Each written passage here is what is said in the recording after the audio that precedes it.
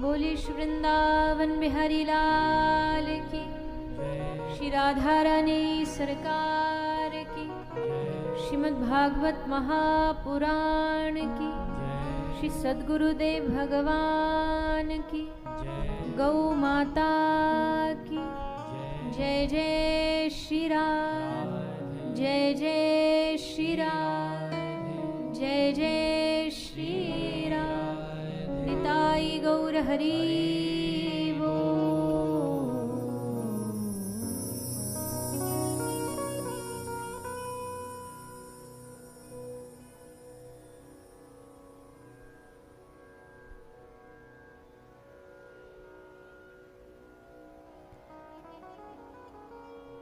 आइए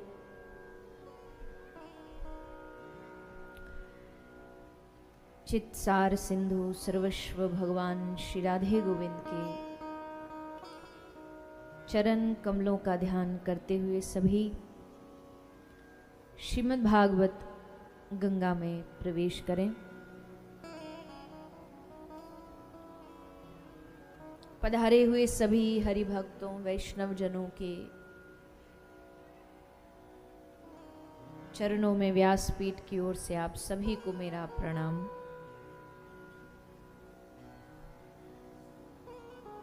आज हम सभी कथा के तृतीय दिवस में प्रवेश कर रहे हैं। कथा के साथ साथ आज पूरा भारत भगवान गणपति की आराधना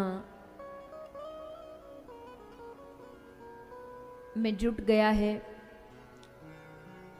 आप सभी को भी व्यासपीठ की ओर से गणेश चतुर्थी की हार्दिक शुभकामनाएं।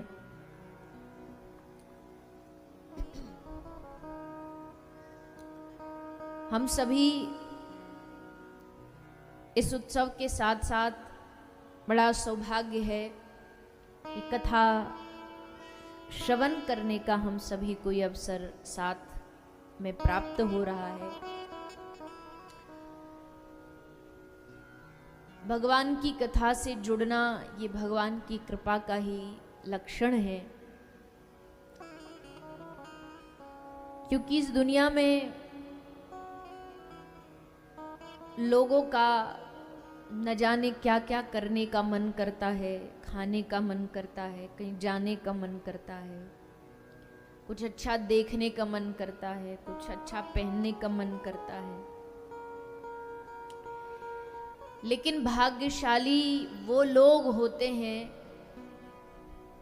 जिनका भगवान की कथा सुनने का, भगवान की कथा में जाने का मन करता है। जैसे बहुत सारे लोग कहते हैं ना, हमको बड़ा मन होता है कि बस कथा सुनते रहें, कथा सुनते रहें। ये मन होना ये भी भगवान की कृपा से ही संभव है। तो मन हुआ तो भगवान ने फिर प्रेरणा दी कि जाओ, तुम्हारे क्षेत्र में लोरमी में कथा हो रही है, जाकर के श्रवण करो, सुनो।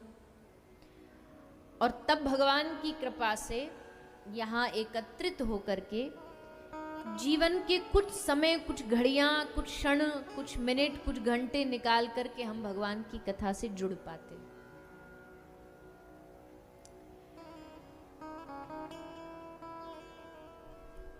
बिन सत्संग विवेक न होई, राम कृपा बिन सुलभ न सोई। बिन कृपा के, बिना सत्संग के जीवन में विवेक नहीं आता, और बिना विवेक की बुद्धि के जीवन व्यर्थ है, बेकार है। और भगवत कथा किसकी कृपा से आती है? हरि कृपा से, प्रभु की कृपा से। तो हम सब लगातार 3 दिनों से यहाँ बैठ कर के भगवान की कथा श्रवण पान कर रहे हैं। आज का जो प्रसंग है वो भी बड़ा आनंद में है, बड़ा सुंदर है। उसको हम सभी श्रवण करेंगे। शुकदेव जी के द्वारा जो कथा सुनाई जा रही है आज से वो आरंभ होगी। पहले दिन महात्म्य सुना आपने, कल व्यास जी ने जहां से कथा की रचना शुरू की प्रथम स्कंद से वो सुना। अब सुनोगे जो शुकदेव जी सुना रहे राजा परीक्षित को।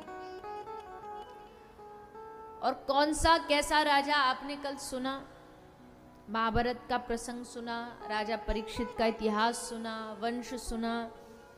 ये राजा तो गर्भ में मारे जा चुके थे। अश्वत्थामा के ब्रह्मास्त्र से राजा परीक्षित की तो मृत्यु हो गई थी, फिर बचाया किसने? जब उतरा गई भगवान की शरण में, पाई पाई महायोगिन देव देव, तो भगवान ने जाकर के उतरा के गर्भ में प्रवेश किया और जाकर के रक्षा की। क्योंकि महापुरुष कहते हैं, देखो भैया, दुनिया की कोई भी चीज हो, दो चीज ऐसी हैं जो कहीं भी पहुंच जाती हैं। समुद्र की गहराई में और पर्वत की चोटी पर भी जहां कोई नहीं पहुंच सकता, वहां ये दो चीज पहुंच जाती है। जानते हो दो चीज कौन सी है? पहली है मृत्यु। मृत्यु कहीं भी पहुंच जाएगी।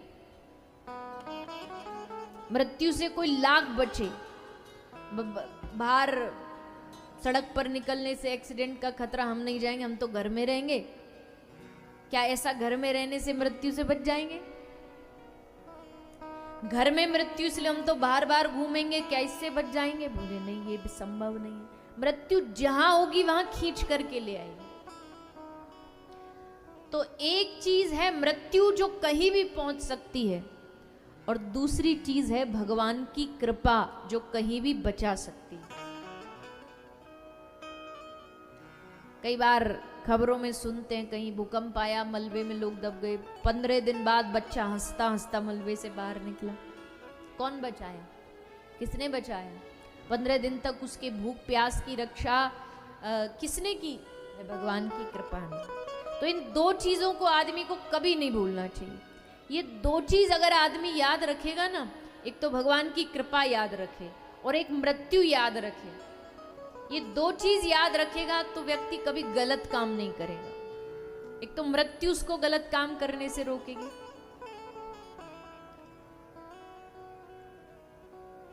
ओशो कहा करते थे, कुछ कुछ बातें उनकी बड़ी प्रभावी हैं, तो जो प्रभावी हमें वो पकड़नी चाहिए। वो कहा करते थे, अगर इंसान को जागृत रहना ना, जगते रहना है, अपने भीतर की जागृति को जगा के रखना है, तो कम से कम सप्ताह में 15 से 20 मिनट हर व्यक्ति को शमशान में जाके उसके सामने बैठना चाहिए। बोले जी उससे क्या हो जाएगा? बोले मंदिर तो जा रहे हो पर 10 मिनट निकाल के शमशान के बाहर भी बैठो। क्यों? जब वहां आता है ना आदमी, जब आता है वहां शव यात्रा, और जब उसको जलता देखता है लकड़ियों में, और आश्चर्य की बात जानते हो? आश्चर्य की बात यह है कि जब उसको जलाने के लिए लाया जाता ना, तो उसके शरीर में जो जो उसने सोना चांदी सब पहन रखा होता ना, सबसे पहले परिवार उसको उतारता है कि ये तो गए, ये तो गए, पर कम से कम जो माल है वो तो उतार लो। तो शरीर तो उनका जलेगा, उसके साथ साथ ये इससे बढ़िया पहले उतार लो।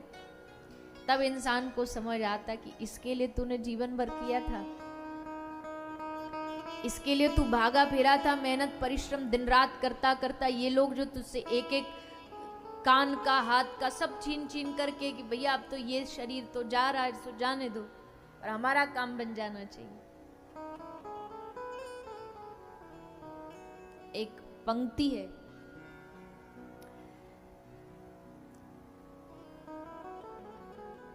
कांधे पे धर ले जाए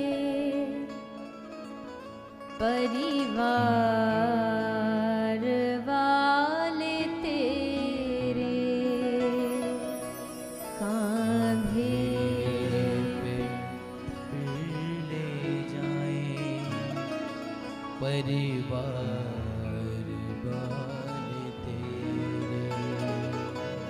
यमदूत ले पकड़ कर डोलेंगे घेरे घेरे। यमदूत ले पकड़ कर डोलेंगे घेरे घेरे। और जानते हो इस दुनिया का सबसे बड़ा अजूबा क्या है? कोई कहेगा ताजमहल अजूबा है, कोई कहेगा एफिल टावर अजूबा है, पर सबसे बड़ा अजूबा क्या है कि जिसको सारा जीवन मेरा मेरा कहा ना, मेरा बेटा, मेरा पूत, मेरा भविष्य, मेरा वंश, वही जाकर के लकड़ियों के बीच में जाकर के अग्नि दान करके जला करके आ जाता है। वही आग देता है जिसको सबसे ज्यादा अपना कहा, वही अग्नि में समर्पित कर देता है।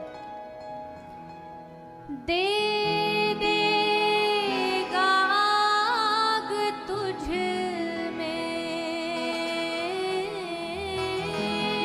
दे देगा आग तुझ में, दे देगा आग तुझ में, दे देगा आग तुझ में। बेटा जो खास होगा, 2 गज कफन का टुकड़ा तेरा ले, 2 गज कफन का टुकड़ा तेरा लिबास हो। ये बात सुनने में बड़ी बेकार लग रही होंगी, क्या ये मरने धरने की बात सुना रहे हैं, कोई अच्छी बात सुनाओ। पर जैसा कहा ना ओशो ने कि अगर मृत्यु याद रखोगे ना तो कभी पाप नहीं कर पाओगे। याद रखोगे कि मृत्यु के बाद खाता खुलेगा, हिसाब खुलेगा और हिसाब पूछा जाएगा, बता क्या क्या किया तूने, कैसे कैसे किया, और कैसे कैसे किया। उसमें फिर वो घर वालों को सम्मिलित करोगे ना कि हमने तो उनके लिए किया था जी, हमने झूठ बोल के कमाई करी तो इनके लिए की थी, सब हाथ खड़े कर देंगे। महर्षि वाल्मीकि ऋषि याद है ना, सबने कहा भाई तू करेगा तू भरेगा, तू कर रहा अपने लिए कर रहा, हम क्या करें। तो उस समय फिर याद आएगा कि हाँ कथा में बैठे थे, संतों के पास जाते थे, संत कहते थे भैया अब देखो, इसका मतलब ये तो नहीं कि ये बात कहने से कमाई बंद करने के लिए कहा जा रहा है कि कमाओ नहीं, कुछ करो नहीं, करो कर्म करो, लेकिन जागृति पूर्वक करो। जागृति ये हो कि ठीक है ये कमाई हमारे इस जीवन में काम आएगी, जितनी आवश्यकता हम कमाते रहेंगे, मेहनत करेंगे, लेकिन उसके साथ साथ एक जीवन इस मरण के बाद भी है, मृत्यु के बाद भी एक जीवन की यात्रा है, उसकी भी तो तैयारी करनी है। उसके लिए भी तो थोड़ा बैंक अकाउंट में कुछ बैलेंस होना चाहिए, कुछ जमा वहां भी तो करते करते चलो धीरे धीरे। क्या करें, हरि का नाम जप के भव सिंधु पार होते, हरि का नाम जप के भव सिंधु पार होते, माया मोह में फंस कर जीवन अमोल खोते, माया मोह में फंस के जी। इसलिए एक ही काम करो भैया, सबको जीवन में जो भी जी रहा उसके साथ साथ एक ही काम याद रखो, हरि का नाम जप ले, हरि का नाम जप ले, हरि का नाम जप ले, हरि का नाम जप ले, तेरा बेड़ा पार होगा, 2 गज कफन का टुकड़ा तेरा ले।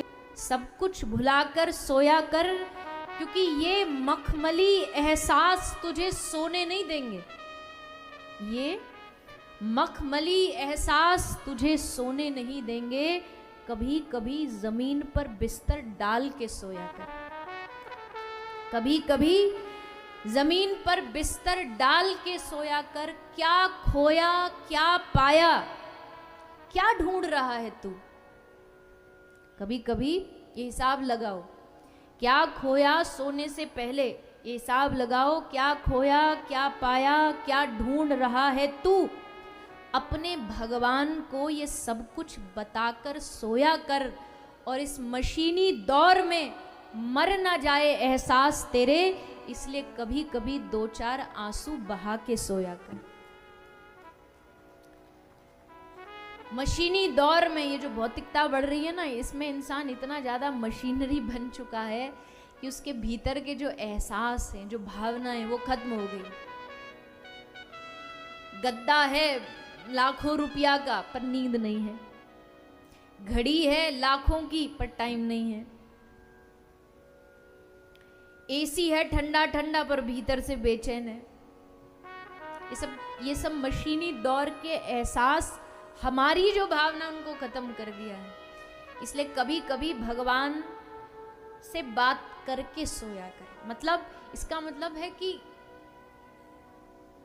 इतना हम बाहर की दौड़ में दौड़ते हैं ना कि हम कभी कभी भगवान से बातें करना भूल जाते हैं। जीवन में कितना पा लिया, कितना नहीं पाया, कितना भी आपसे दूर है, कितना चल चुके, ये सब भगवान को बता के सोया कर। ये एहसास जिंदा रहेंगे तो मृत्यु याद रहेगी, मृत्यु याद रहेगी तो भगवान याद रहेंगे, भगवान का स्मरण रहेगा, उद्देश्य याद रहेगा। तो ये पूरी ना आज अभी जो मैं बोल रही हूँ भूमिका है, क्योंकि अब जो परीक्षित राजा को जो सुखदेव जी कथा सुना रहे, ये क्यों सुना रहे? क्योंकि राजा परीक्षित को पता 7वें दिन मरने वाला है, तो मृत्यु को सुधारने के लिए ये कथा सुनाई गई है। हमें भी मृत्यु को सुधारने के लिए कथा श्रवण करनी है कि जब मरे तो कुछ ऐसा कुछ भावना हमारे हृदय में, मृत्यु के समय में एकदम तसल्ली से भगवान को याद करते करते। इस दुनिया में कल्याण उसी व्यक्ति का होता है जिसका अंत सुधर जाता है, जिसके अंत में भगवान का स्मरण हो जाता है। पर अंत में भगवान का स्मरण होता नहीं। अंत समय में भी आदमी जब पता होता ना कि अब जाने वाला, हॉस्पिटल के आईसीयू वार्ड में पड़ा होता, तो उस समय भी परिवार को लेखा जोखा बताता किसके पास कितना उधारी बच रहा है, ले लेना मेरे जाने के बाद, छोड़ मत देना। उस समय भी उसके दिमाग में यही चलता रहता है, यही स्मरण चलता रहता है। तो भैया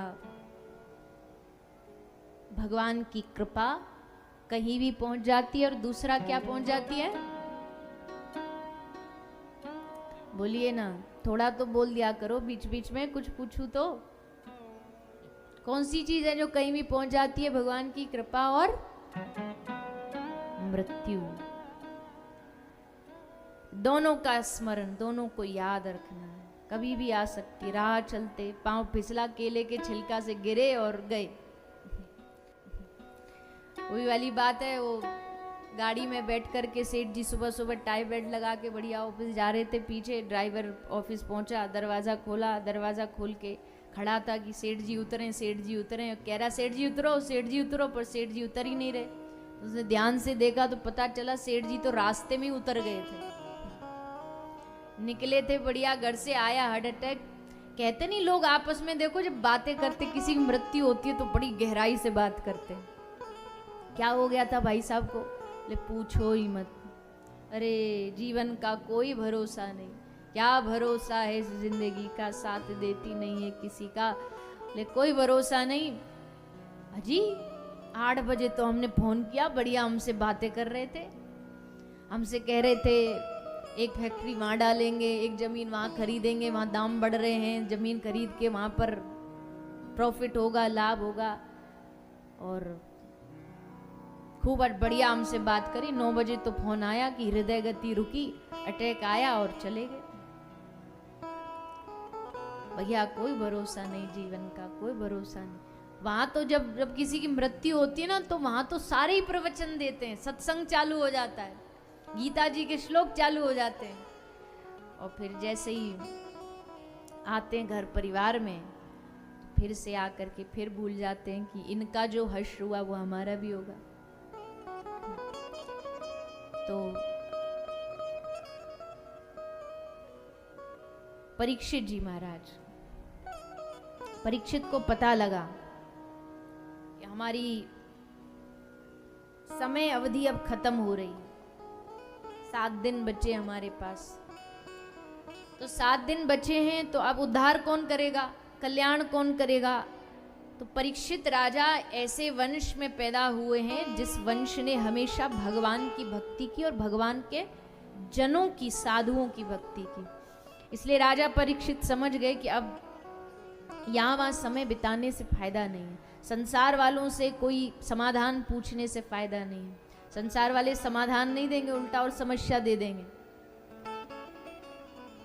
इससे अच्छा साधु के पास चलो, साधु समाधान देता है। तो गंगा के घाट पे पहुंच गए, सब ऋषि महात्मा बैठे थे, सबसे जाके पूछा कि महाराज मरणासन्न व्यक्ति को क्या करना चाहिए? तो सुखदेव जी आए, और सुखदेव जी राजा परीक्षित के प्रश्न को सुन के बड़े प्रसन्न हुए। आहा, वाह वाह राजन, बड़ी अच्छी बात पूछी तुमने, चलो अब मैं तुमको इस प्रश्न के उत्तर में वो सुनाता हूं जिससे मृत्यु का डर दूर हो जाएगा, भागवत। अब जैसे सुनाने को तैयार हुए सुखदेव जी, स्वर्ग से आ गए देवता अमृत लेकर के, अमृत का कलश लेकर के देवता परीक्षित राजा के सामने आए, सुखदेव जी के सामने आए, और सुखदेव जी को बोले कि प्रभु देखो, आपका ये जो चेला है परीक्षित, इसको मृत्यु से बचना है और हमको सुननी है कथा। तो एक काम करो, अदला बदली कर लेते हैं, आप हमको स्वर्ग में चल के कथा सुना दो और हम दे देते अमृत, ये राजा पी लेगा और ये मृत्यु से बच जाएगा।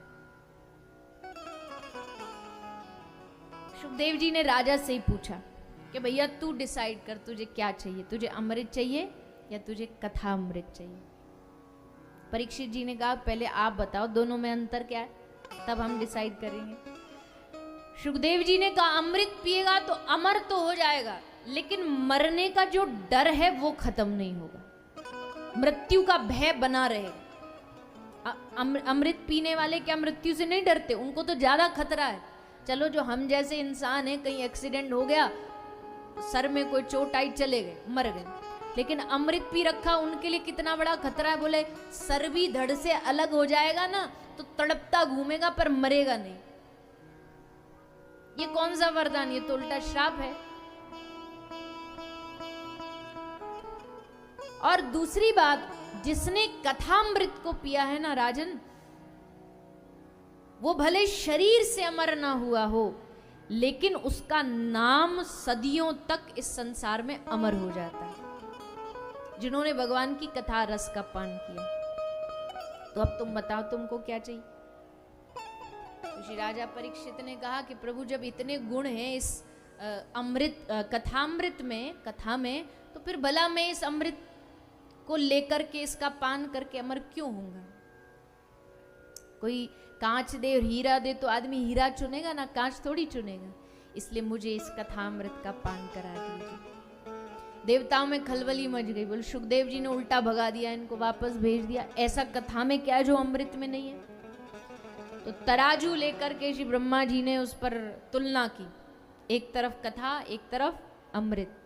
लेकिन क्व सुधा क्व कथा लोके क्व कांच क्व मनिर्मा, तात स्वर्ग अपवर्ग सुख, धरही तुला एक अंग, तूल न ताही सकल मिल, जो सुख लव सत्संग।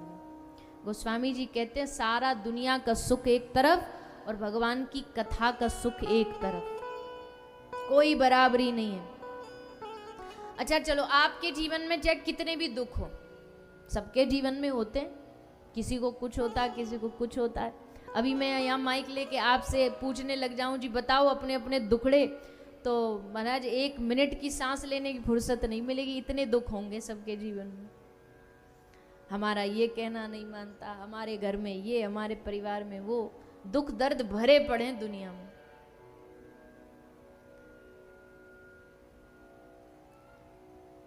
लेकिन इस 3 घंटे की कथा में जब आप बैठते हो, इस भागवत जी में आके, सत्संग में आकर के, कीर्तन में आकर के जब बैठते हो, तो आगे पीछे 3 घंटे के क्या हमारे जीवन में चल रहा है उसकी कोई गारंटी नहीं, कुछ भी हो सकता है, अच्छा भी बुरा भी। लेकिन जब 3 घंटे आप भगवान की कथा से जुड़ते हो या ठाकुर जी के मंदिर में उनके सामने खड़े होते हो, तब ये पक्की बात है कि इतने समय के लिए, इतने अवधि के लिए आप उन चिंताओं से, उतनी देर के लिए आप उस दुख से मुक्त हो जाते हो। इतनी देर के लिए भागवत जी आपको सब चिंताओं से मुक्त कर देती है। यहाँ बैठे हैं, कथा सुन रहे हैं, बीच में कीर्तन हुआ, नाच लिए, हंसने वाली बात आई, हंस लिए, कोई भाव की बात आई, रो लिए, बीच में उठ करके यहाँ तो अच्छा चाय वाय की भी व्यवस्था है, बीच में चाय भी पियाए। इस थोड़ी सी अवधि के लिए सत्संग हमें हमारी चिंताओं से एकदम दूर करके रखता है। भगवान की कथा जो है वो हमको चिंता से इतनी देर के लिए मुक्त कर देती। उसके बाद फिर चिंताएं आती हैं, वो आती इसलिए क्योंकि हम दूरी बना लेते। अगर हम दूरी नहीं बनाएंगे तो चिंताएं, दुख, पीड़ा खत्म तो नहीं होने वाली, रहेंगी तो वैसी की वैसी, लेकिन उसमें भी हंसना, मुस्कुराना, प्रसन्न रहना हम सीख जाते हैं।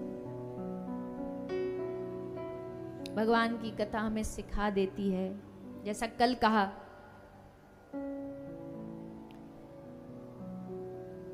माता कुंती ने मांगा, विपदः सन्तु न शश्वत् तत्र तत्र जगद्गुरो। हे प्रभु, हमें विपत्ति, हमें दुख दो, ताकि हमारा दुख के बहाने आपका स्मरण, आपकी याद बनी रहे, आपकी याद आती रहे। कई लोगों को लगता भजन करना मतलब दुखों से छुटकारा, इसलिए तो हम कहते हैं भगवान के मंदिर में जाके, प्रभु हम भजन कर रहे हैं, आपकी माला कर रहे हैं, तो हमारे दुख दूर कर दो। भगवान का काम दुख दूर करना नहीं होता, इस गलतफहमी को निकाल दो दिमाग से।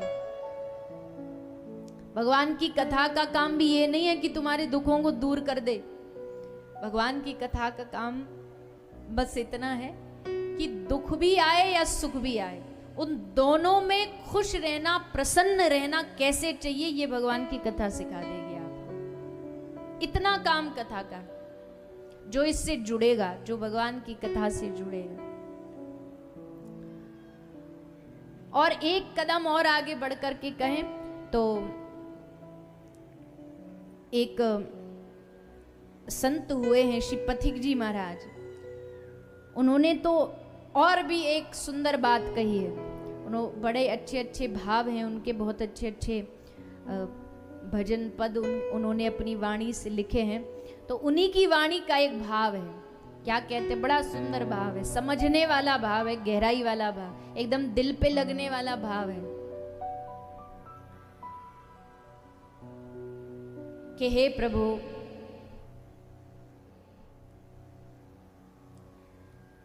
दुखों से जो ठोकर खाई न होती, दुखों से जो ठोकर खाई न होती। अच्छा एक बात बताओ, सुबह सुबह बादाम कौन कौन खाता है? बादाम खाने से अक्ल बढ़ जाती है, अकल आ जाती है। हमने तो खूब बढ़िया अच्छे अच्छे घोट घोट कर बादाम पीने वालों को भी बिना अकल के देखा है। तो मतलब भैया अकल बादाम खाने से नहीं आती, अकल जब जिंदगी में दुखों की ठोकरें, दुखों के थपेड़े पड़ते हैं ना, तब अकल आती है। जिनसे बड़ी आशा लगाई थी वो जब धोखा दे देते तब अकल आती है। जो चाहा वो नहीं मिलता, बार बार गिरते हैं उठते हैं, तब अकल आती है और तब भगवान का स्मरण होता है। इसलिए पथिक जी महाराज कहते हैं, दुखों से जो ठोकर खाई न होती, दुखों से जो ठोकर खाई न होती, तो तुम्हारी प्रभु याद आई न होती, तुम्हारी प्रभु याद आई न होती, दुखों से जो ठोकर खाई न होती, दुखों से जो ठोकर गाइए सब संग में भाव से, आई न होती, दुखों से जो ठोकर खाई न होती, दुखों से जो ठोकर खाई न होती, तुम्हारी प्रभु याद आई न होती, दुखों से जो ठोकर खाई न होती,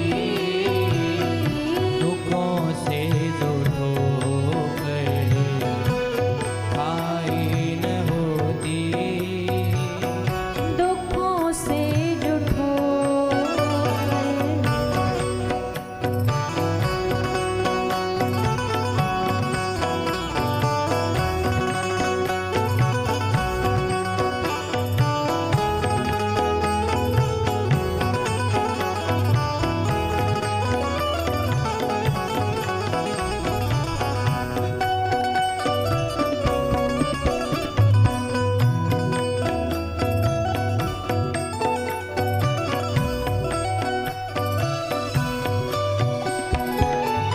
कभी जिंदगी में ये आंखें न खुलती, कभी जिंदगी में आंखें न खुलती, कभी जिंदगी में ये आंखें न खुलती, कभी जिंदगी में आंखें न खुलती, कभी जिंदगी में ये आंखें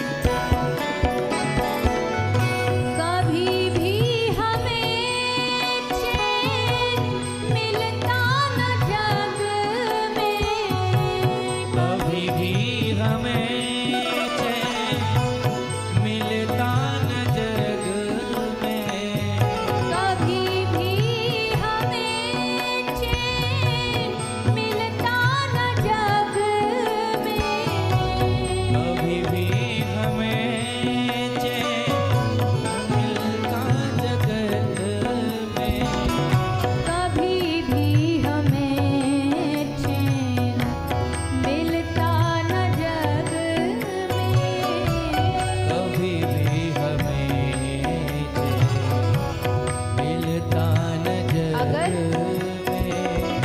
तुम्ही ने जो चिंता मिटाई न होती, दुखों से जो ठोकर खाई न होती, दुखों से जो ठोकर खाई न होती, दुखों से जो ठोकर खाई न होती, दुखों से जो ठोकर खाई न होती। एक एक शब्द बड़ा गहरा है, जैसे कोई मोतियों को जड़ता है ना। कह रहे हैं कि कभी भी हमें चैन मिलता ना जग में। देखो जिनके जीवन में भगवान नहीं, उनको चैन है कहीं, बेचैन हुए घूमते हैं, चहु और बेचैन हुए घूमते हैं। परम शांति का अनुभव कब होता है जीव को? जब उसके जीवन में भगवान आ जाते हैं। फिर उसके पास कुछ भी ना रहे, फिर भी शांति का अनुभव करेगा, फिर भी परमानंद का अनुभव करेगा। कभी भी हमें चैन मिलता न जग में, अगर तुमने जो चिंता मिटाई न होती। इस चिंता का हरण करने वाले भी हे नाथ आप ही हो। आप चिंता ना मिटाते तो हम तो ऐसे ही भटकते रहते दुनिया में, परेशान हुए, हताश हुए, बनी तुमसे लाखों की हम मानते क्यों? तुमने अजामिल की बना दी, तुमने गणिका का कल्याण कर दिया, हम क्यों माने? बनी तुमसे लाखों की हम मानते क्यों, हमारी जो बिगड़ी बनाई न होती। आदमी कहता ना जी हमारे साथ घटा, अब तो हमको पूरा भरोसा। और हम आप कहोगे जी हमने तो कभी, हमारे साथ तो हमारा भगवान ने कभी दिया ही नहीं। अरे अगर भगवान साथ न देते तो आज यहाँ बैठे न होते, आज यहाँ बैठ कर के सांस नहीं ले रहे होते। महामारी आई, कितने लाखों लोग मरे, उससे बच कर के पार यहाँ बैठे हो। क्या ये चिंता भगवान ने मिटाई नहीं हमारी? क्या ये बिगड़ी बनाई नहीं हमारी? इसीलिए बनी तुमसे लाखों की, हमने कम माना जब हमने खुद अनुभव किया। हमारी बिगड़ी तुमने बनाई, हमको संभाला तुमने।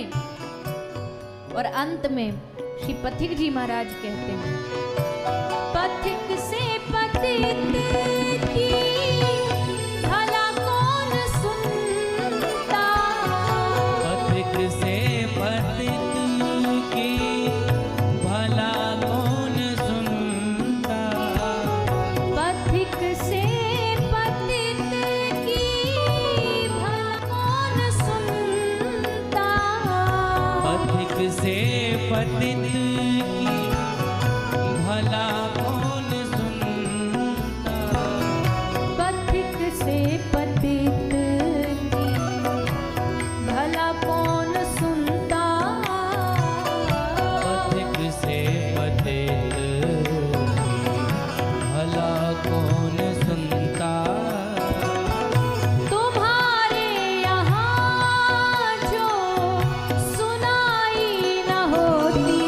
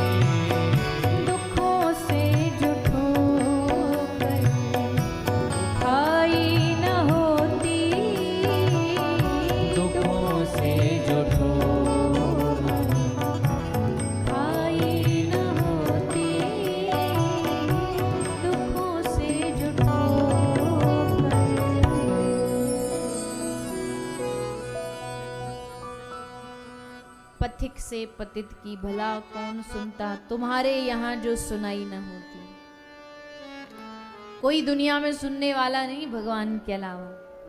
और भगवान बोले एक बार तुम जा करके उनको सुनाओ, बड़े ध्यान से, रुचि से तुम्हारी बात सुनेंगे, तुम्हारी समस्या सुनेंगे, और सुनने के साथ साथ उसका समाधान भी करेंगे। केवल समस्या सुनने का काम नहीं भगवान का, समाधान भी करें, क्योंकि वो सर्व सामर्थ्य क्या नहीं कर सकते समाधान। तुम्हारे धन की समस्या है तो क्या लक्ष्मीपति धन की समस्या नहीं कर सकते? एक क्षण लगेगा उनको लक्ष्मी जी को आदेश देने, भैया बरसाओ, यहाँ धन बरसाओ। पर हाँ, तुम मत मांगना, तुम मत कहना। जैसे एक बच्चे के, छोटा बच्चा होता ना, कब उसको दूध चाहिए, कब उसको नहलाना है, उतनी भक्ति होनी चाहिए, उतना समर्पण होना चाहिए, बिन कहे ठाकुर जी समझ जाए। तो महाराज दुखों से जो ठोकर खाई न होती, तुम्हारी प्रभु याद आई न होती। परीक्षित राजा शायद राजपाट में ही लगे रहते अगर उनको पता नहीं चलता कि 7वें दिन मरने वाले हैं।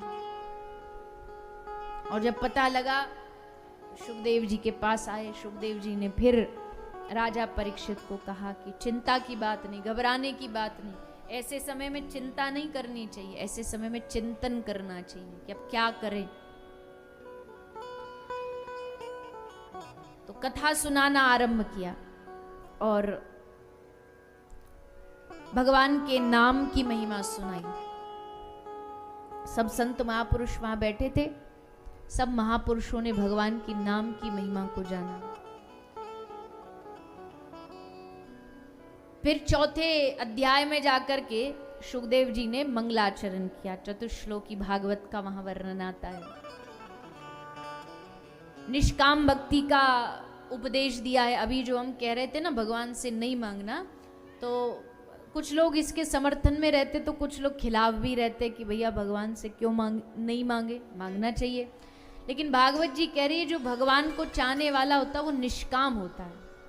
निष्काम भक्त भगवान को बहुत प्यारे होते। ये आदमी पैसा मांगने आता है, हमें पता लग जाए कि ये आदमी हमेशा जब भी मिलेगा तो मांगेगा, तो हम क्या करेंगे, हम धीरे धीरे उससे बचना चालू कर देंगे।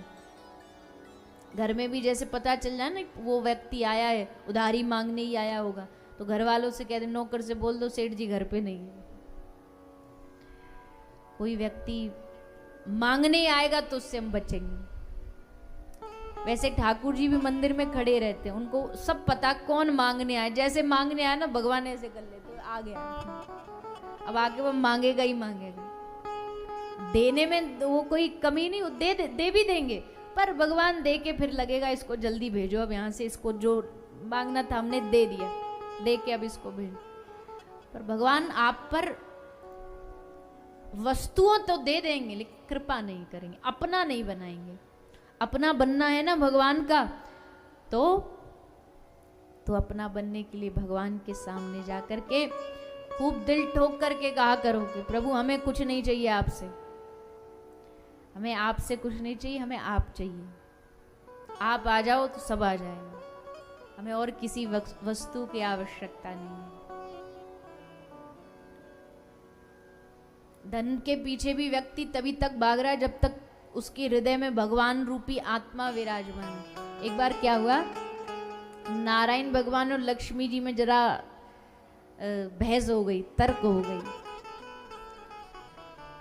लक्ष्मी जी को थोड़ा ने घमंड आ गया कि हमारे पीछे तो दुनिया भागती है, लक्ष्मी मैया के पीछे पीछे आरती लेके घूमती है।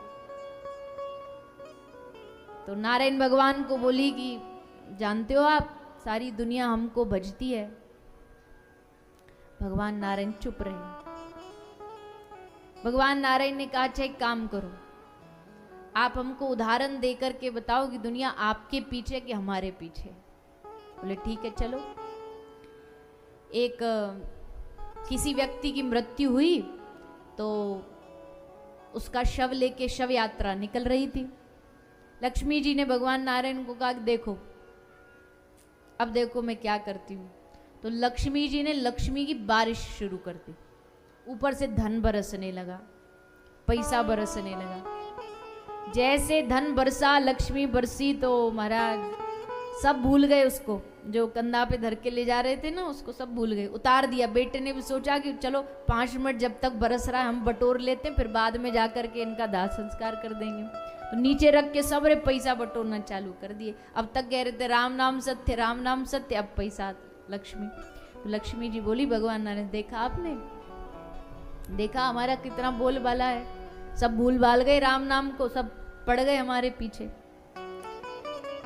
तो नारायण भगवान ने मुस्कुरा के लक्ष्मी को कहा, अच्छा देवी चलो मान लिया, पर एक बात बताओ, ये सारे लक्ष्मी बटोरने में लग गए, पर वो जो वहां अर्थी पर पड़ा है वो लक्ष्मी क्यों नहीं बटोर रहा?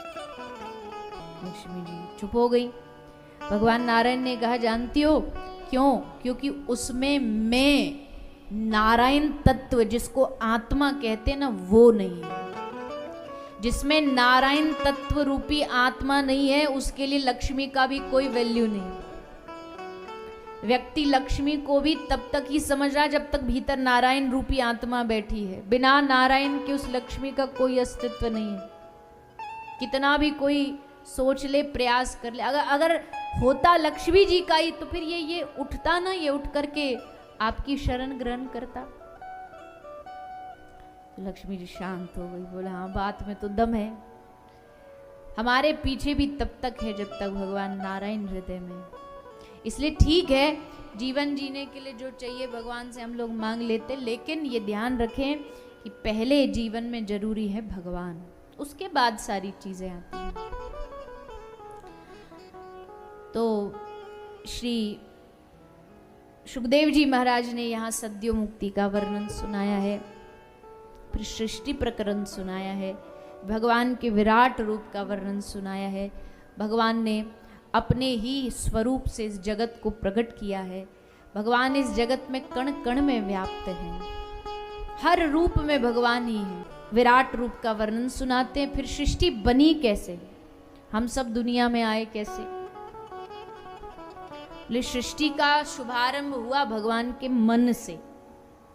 भगवान ने मन बनाया कि सृष्टि करें, तो उनके मन से महतत्व अहंकार प्रकट हुए, सतोगुण रजोगुण तमोगुण, 3 गुण प्रकट हुए। ये सारी दुनिया जो है ना, ये 3 गुणों पर चलती है, सतोगुण रजोगुण तमोगुण। अलग अलग गुणों से सृष्टि का निर्माण हुआ। 5 ज्ञान इंद्रियां, कर्म इंद्रियां, मन बुद्धि चित्त अहंकार, इन सबको मिलाकर के सृष्टि का सृजन हुआ। सृष्टि बनाने के लिए भगवान ने ब्रह्मा जी को प्रकट किया। ब्रह्मा जी प्रकट हुए। ब्रह्मा जी ने तप किया और तपस्या करके इस सृष्टि को आगे बढ़ाने के प्रयास में श्री ब्रह्मा जी जुट गए, लग गए। ब्रह्मा जी ने सृष्टि को किस प्रकार से आगे बढ़ाया है और इस सृष्टि के प्रथम स्त्री पुरुष उन्होंने कैसे सृष्टि को आगे बढ़ाया है, उसका वर्णन श्री सुखदेव जी महाराज राजा परीक्षित को कराते हैं। हम सब उसका श्रवण पान करेंगे। उससे पूर्व आइए एक छोटा सा प्यारा सा भजन गाएंगे मारवाड़ी में, तो आप सबको भी आनंद आएगा, आप सबको भी गाने में, नृत्य करने में, बोलने में आनंद आएगा। और ये जो भजन है ना, वैसे तो आनंद का रस का भजन, लेकिन इसका महत्व बहुत गहरा। महत्व गहरा इसलिए क्योंकि इसमें राम नाम की महिमा का वर्णन किया है, भगवान के नाम की महिमा का वर्णन किया है। और नाम की महिमा सब देवों ने गाई है। आज जिन भगवान गणपति का हम उत्सव मना रहे हैं ना, इनसे बड़ा नामनिष्ठ कोई नहीं हो सकता। शास्त्र में लिखा है कि इनको प्रथम पूज्य जानते हो क्यों किया गया? प्रथम पूज्य देव किस लिए माने गए? बोले देवताओं में एक शास्त्रार्थ हुआ कि प्रथम पूज्य किसको करें? बोले जो इस पृथ्वी के सबसे पहले चक्कर लगा देगा सबसे जल्दी, उसको प्रथम पूज्य नियुक्त किया जाएगा। तो कई शास्त्र हैं, उनमें अलग अलग कथाएं हैं। कई में कथा आती है कि उन्होंने अपने माता पिता की परिक्रमा की, पर एक शास्त्र में कथा ये आती है कि सारे ब्रह्मांड की परिक्रमा करने के लिए गणपति जी ने क्या किया? गणपति जी ने एक जगह लिखा राम और भगवान का नाम लिख करके उसकी परिक्रमा की और कहा कि सारा ब्रह्मांड इस राम के नाम में समाया, भगवान के नाम में समाया है। और इसी उनके भाव से उनको प्रथम पूज्य मान लिया गया कि जिसके हृदय में इतना नाम की निष्ठा हो, सोचो उस नाम की कितनी महिमा होगी। तो उसी नाम की, राम नाम की महिमा इस भाव। नाम लेकर नानी नरसी अरज लगाई। भगवान को जब किसी को पुकारना होता है, बुलाना होता है, और तुम कितनी भी बड़ी विपत्ति में हो, आपत्ति में हो, अगर भगवान का नाम तुम निरंतर बोलते रहे ना, पुकारते रहे, तो भगवान फिर वो चमत्कार करते हैं जो हमारी बुद्धि से परे होता। कितना 56 करोड़ रुपया का मायरा भगवान धन दे करके आए हैं नरसी की पुत्री को। और नरसिंह जी के जीवन में भी क्या कम नाम के चमत्कार देखने को मिले क्या? भक्तमाल में नरसिंह जी का चरित्र पढ़िए। जब जरूरत पड़ी नरसिंह ने भगवान को पुकारा, भगवान तुरंत हाजिर हो गए। पूरा जीवन दुख में बीता, पूरा जीवन दुख में बीता। हम अपने दुखों की गिनती नरसिंह से करें ना बराबरी, तो हमारे तो 0 है, कुछ भी नहीं है। इतना दुख नरसिंह के जीवन में था, पर नाम कभी नहीं छोड़ा। निरंतर नाम जपते रहे। जब जो आवश्यकता पड़ी भगवान हाजिर हो गए। भगवान कहते हैं मैं भक्त के लिए नौकर बनने को भी तैयार हूं, उसकी नौकरी, उसकी चाकरी भी करने को तैयार हूं। कैसे भगवान देखो इशारों पर दौड़ते हैं। उस भक्त ने बुलाया, पहुंच गए। तो ये सेवा ही तो है भगवान की भक्त के लिए। नाम लेकर कर्माबाई भोग लगाई। पिताजी बोले कर्मा हम तो जा रहे काम से कोई शहर में, तो तू बेटी ध्यान रखेगी ठाकुर जी का? बोले हाँ जी रखूंगी। बोले बेटा रोज सुबह उठ के भोग लगा देना, स्नान करा देना, और आप चिंता नहीं करो हम कर लेंगे। तो रोज बेचारी सुबह उठती, खिचड़ी बनाती, भगवान को अर्पित करती। थारी भर के लायो खींचड़ो, ऊपर घी की बाट की, जीमो मारा शाम धनी, जिमावे बेटी जाट की। तो निवेदन करती कि आ जाइए, भोजन पा जाइए, भोग पा जाइए। तो भगवान आते नहीं। अच्छा हमारे कुछ कमी रह गई है, फिर और भाव से बनाती। तो ठाकुर जी आने लगे। जगन्नाथ स्वामी नयन पथगामी। जगन्नाथ भगवान अपना वहाँ का भोजन छोड़ के उनको उसमें मजा नहीं आता। हमारे जो ठाकुर जी ने, इनकी एक सबसे बड़ी स्पेशलिटी यही है कि वस्तुएं कितनी भी हों, उन वस्तुओं से इनको रुचि नहीं है। संसार में जहाँ 56 भोग होगा, जहाँ बड़ी बड़ी अच्छी अच्छी व्यंजन होगा, हम लोग वहाँ भागेंगे। भगवान का उल्टा है कि जहाँ भाव होगा वहाँ के लिए भगवान सारा वैभव छोड़ देते हैं। तो कर्माबाई के यहाँ थे, भोजन करते, खिचड़ी पाते। सो कर्माबाई खिचड़ी बनाती, और खिचड़ी बनाते बनाते कैसे खिचड़ी बनाती, बोले वो बैठी बैठी जगने में देर हो गई, सोची आ जाएंगे जगन्नाथ भगवान, तो क्या खिलाऊंगी, पूछेंगे बनी कि नहीं बनी, तो उसको बनाने में तो समय लगेगा। अब नहाऊंगी धोऊंगी, लंबा चौड़ा प्रोसेस, इतना कौन करे। तो बिना नहाई खिचड़ी बनाने बैठ गई। चूल्हे पर खिचड़ी रख दी और खिचड़ी बना रही है। और खिचड़ी बना भी बड़े विचित्र प्रकार से रही है। वहाँ खिचड़ी रखी, अब खिचड़ी बनने में समय लगता है। तो सोची जब इतना समय लग रहा है तो इतना समय बेकार में वेस्ट क्यों करें। सो वहीं दातुन ले करके दातुन भी करने लगी, और वहाँ खिचड़ी बन रही है। और बनाते बनाते एकदम से याद आ रहा है खिचड़ी तो बाहर फैलती जा रही है, निकल रही है बर्तन में से, पात्र में से। तो जल्दबाजी में चमचा ढूंढा, चम्मच ढूंढी, बर्तन ढूंढा, कुछ दिखा था नहीं। सो वही दांतुन लेकर के उसी से घुमा दिया। और भगवान जगन्नाथ को ये खिचड़ी भाती थी। कोई भगवान को ऐसे कर सकता? अरे जगन्नाथ भगवान की नियम जा कर के देखो, क्या अपरस में भगवान जगन्नाथ का भोजन प्रसादी बनता, कोई घुस नहीं सकता, प्रवेश नहीं कर सकता रसोई में। अपरस की रसोई जगन्नाथ भगवान को प्रदान की जाती है। लेकिन यहाँ कौन सा अपरस, कोई अपरस नहीं, यहाँ तो बस जो भाव में आया और जगन्नाथ भगवान आ गए भोजन। तो नाम लेकर कर्माबाई भोग लगाई, खींचड़ खाने खातिर आयो गोपाल।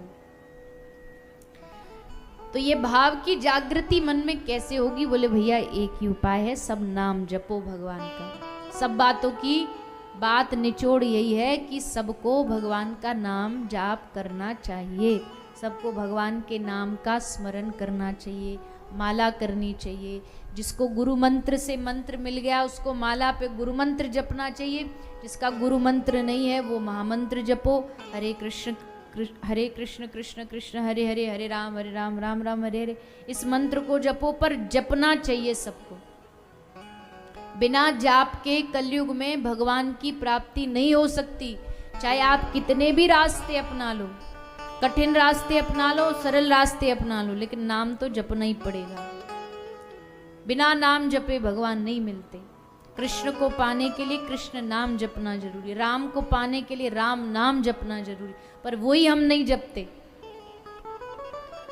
पूजा पाठ फिर भी थोड़ा बहुत कर लेते हैं, सुबह शाम अगरबत्ती दिखा देते हैं भगवान को, फूल चढ़ा देते, पर इससे भगवान नहीं मिलेंगे। ये एक भक्ति का अंग हो सकता है, पर भक्ति कली काल में सबसे बड़ी शास्त्रों ने बताई है कि कलयुग में राम नाम ही एकमात्र सबका सार है, भगवान का नाम ही एकमात्र सार है। उसका जाप करिए जब मौका मिल जाए, जब समय मिल जाए। माला नहीं भी हाथ में है, अभी यहाँ बैठे हो माला नहीं है, कान से सुन रहे हो, मुंह से जाप करो, मन मन में बोलो हरे कृष्ण कृष्ण कृष्ण हरे हरे, हरे राम राम राम हरे। ये जिव्या को आदत डालो कि ये भीतर बैठी बैठी कुछ भगवान का नाम बोले, क्योंकि अभी तो इसको दूसरों की बुराई करने की आदत बनी हुई है, उसमें रस मिलता है।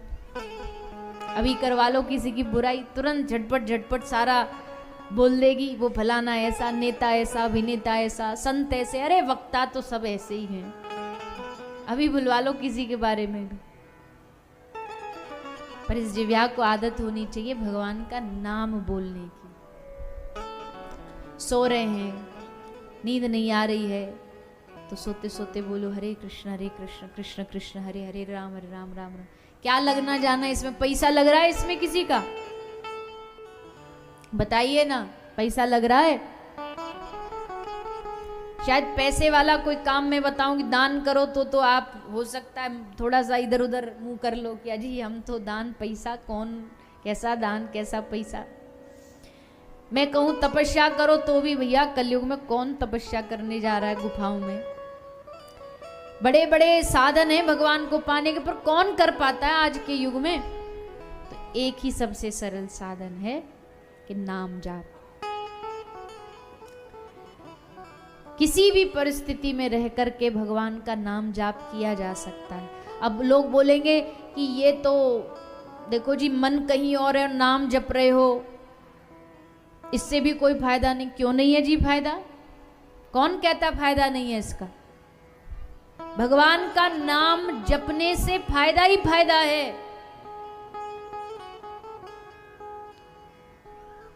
मन लगा के लोगे, ध्यान लगा के लोगे तो रस आएगा, ये बात सही है, पर मन लग नहीं रहा और भजन कर नहीं रहे तो दोनों तरफ से गड्ढे में गिर रहे हैं। या पहले मन लगेगा तब भगवान का नाम जपेंगे, ये तो संभव नहीं है। अब कोई आदमी कहे मुझे तैरना सीखना है पर मैं पानी से डरता हूं, मैं बिना पानी में उतरे तैरना सीखूंगा, तो सीख सकता है? नहीं सीख सकता ना। तैरने के लिए पानी में पहले उतरना पड़ेगा, फिर तैरना आएगा। मन लगेगा तब नाम जपेंगे, ऐसा नहीं पहले नाम जपो फिर मन लगेगा। और ना भी लगे तो भी भगवान कह रहे हैं घबराओ मत, मेरा नाम इतना प्रभावशाली है, जब मरा से राम का फल मिल सकता है, जब अजामिल का नारायण नारायण पुत्र का नाम लेने से मुक्ति हो सकती है, कल्याण हो सकता है, तो सोचो राम के नाम में कितनी शक्ति होगी, कितना फल होगा। तो आज से चालू कर दो, अभी से चालू कर दो, यहां बैठे बैठे ही चालू कर दो, बैठे बैठे ही मन से भगवान का नाम जपो। और कई बार ऐसा होता कि हमारे पास, हमने बहुत लोग को देखा, माला होती है हाथ में, माला जाप करते हैं, कई लोग बोलते हैं देखो दिखावा कर रहा है, भगवान की बातें भी कर रहा है और माला भी कर रहा है, ये कोई भजन होता है? होता है, होता है। क्यों? आप इस बात की पीछे जो गहराई उसको समझो, भगवान के नाम की वैल्यू को समझो। नाम को इतना सरल थोड़ी है कि अगर बीच में बात कर लोगे तो उसका फल नहीं मिलेगा। उदाहरण के लिए आप 2-2 हजार का रुपया गिन रहे हो, ध्यान उसमें लगा कि गिनते जा रहे हो, बीच में कोई आ गया तो उसको रोक के थोड़ा बीच में जहां गिनती 20-50 पे पहुंच गई, थोड़ा उससे बोल दिया भैया ये लाना जरा, फिर से गिनना चालू कर दिए, फिर किसी को कुछ बोल दिया, फिर से गिनना चालू कर दिए। क्या ऐसा करने से 2000 का नोट कभी 500 का हुआ? उसकी वैल्यू कम हुई? घटी? नहीं घटी। वो उतना ही वैल्यू रहेगी उसकी जितना 2000 के नोट की है। अगर 2000 के नोट की वैल्यू कम नहीं हो रही बात करने से, तो क्या राम का नाम उस 2000 के नोट से भी सस्ता है जो उसकी वैल्यू कम हो जाएगी? जब नोट अपना वैल्यू नहीं छोड़ता, अपनी महिमा नहीं छोड़ता, तो राम नाम भला कैसे अपनी महिमा छोड़ देगा? इसका मतलब समझिएगा, मैं ये नहीं कह रही कि इसका मतलब ये है कि माला करते करते जरूर बात करो बीच में, पर अगर कहीं करनी पड़ रही है तो भी आपको भगवान का नाम व्यर्थ नहीं जाएगा, आपको फल देगा। और मैं तो ये तक भी कहती हूँ, नाम जाप का समय नहीं भी मिल रहा तो भी माला संग रखो, तुलसी संग रखो। तुलसी संग रहेगी, जैसे आदमी के जेब में करारे करारे 500 के, 1000 के, 2-2 के नोट अगर रखे रहे ना, तो भले खर्चा ना करे पर दिल में एक ठोक करके दम रहता है कि भाई कहीं जरूरत पड़ गई तो है हमारे पास पॉकेट में पैसा। भले खर्चा ना कर रहा हो उसका, पर रखा तो है। वैसी हाथ में कर माला रहेगी, जेब में तुम्हारे कोई ऐसी आध्यात्मिक वस्तु रहेगी, तो आपको एक दिल ठोक करके हिम्मत से चल पाओगे कि हमारे पास भगवान के नाम की शक्ति है, ये शक्ति कभी व्यर्थ नहीं जाएगी। तो एक आजकल बड़ा नया सिस्टम चालू हुआ है कथा लाइन में कुछ दिनों से। अच्छा है कि बहुत सारे लोग कथा में आते तो अपने गोपाल जी संग लाते हैं, लड्डू गोपाल जी संग लाते हैं, उनको संग हाथ में लेकर के बैठे रहते हैं। तो अच्छा है बुरा है इस पर कोई अभी बात करने नहीं बैठे, अच्छा ही है, बस थोड़ा सा मर्यादा का ध्यान रखना चाहिए, पवित्रता का, बाकी तो अच्छा ही है। तो उसी तरह ये भी शुरू होना चाहिए, जब कथा में आते हो तो अपनी माला साथ लेकर के आओ। कथा में आए, कथा सुन रहे कान से, 3 घंटा बैठे बैठे जाप करते रहो, जब कीर्तन भजन आए तो रखो, ताली बजाओ, नाचो, फिर से जब बैठे फिर से माला शुरू कर दो। तो 2 काम, एक पंथ 2 काज, एक तो भगवान की कथा सुनने मिल रही और भगवान का नाम स्मरण करने मिल रहा। तो ये भगवान के नाम की महिमा है। इस नाम की महिमा आगे भी श्री कपिल भगवान सुनाते हैं अपनी माता को, वो भी हम आगे सुनेंगे।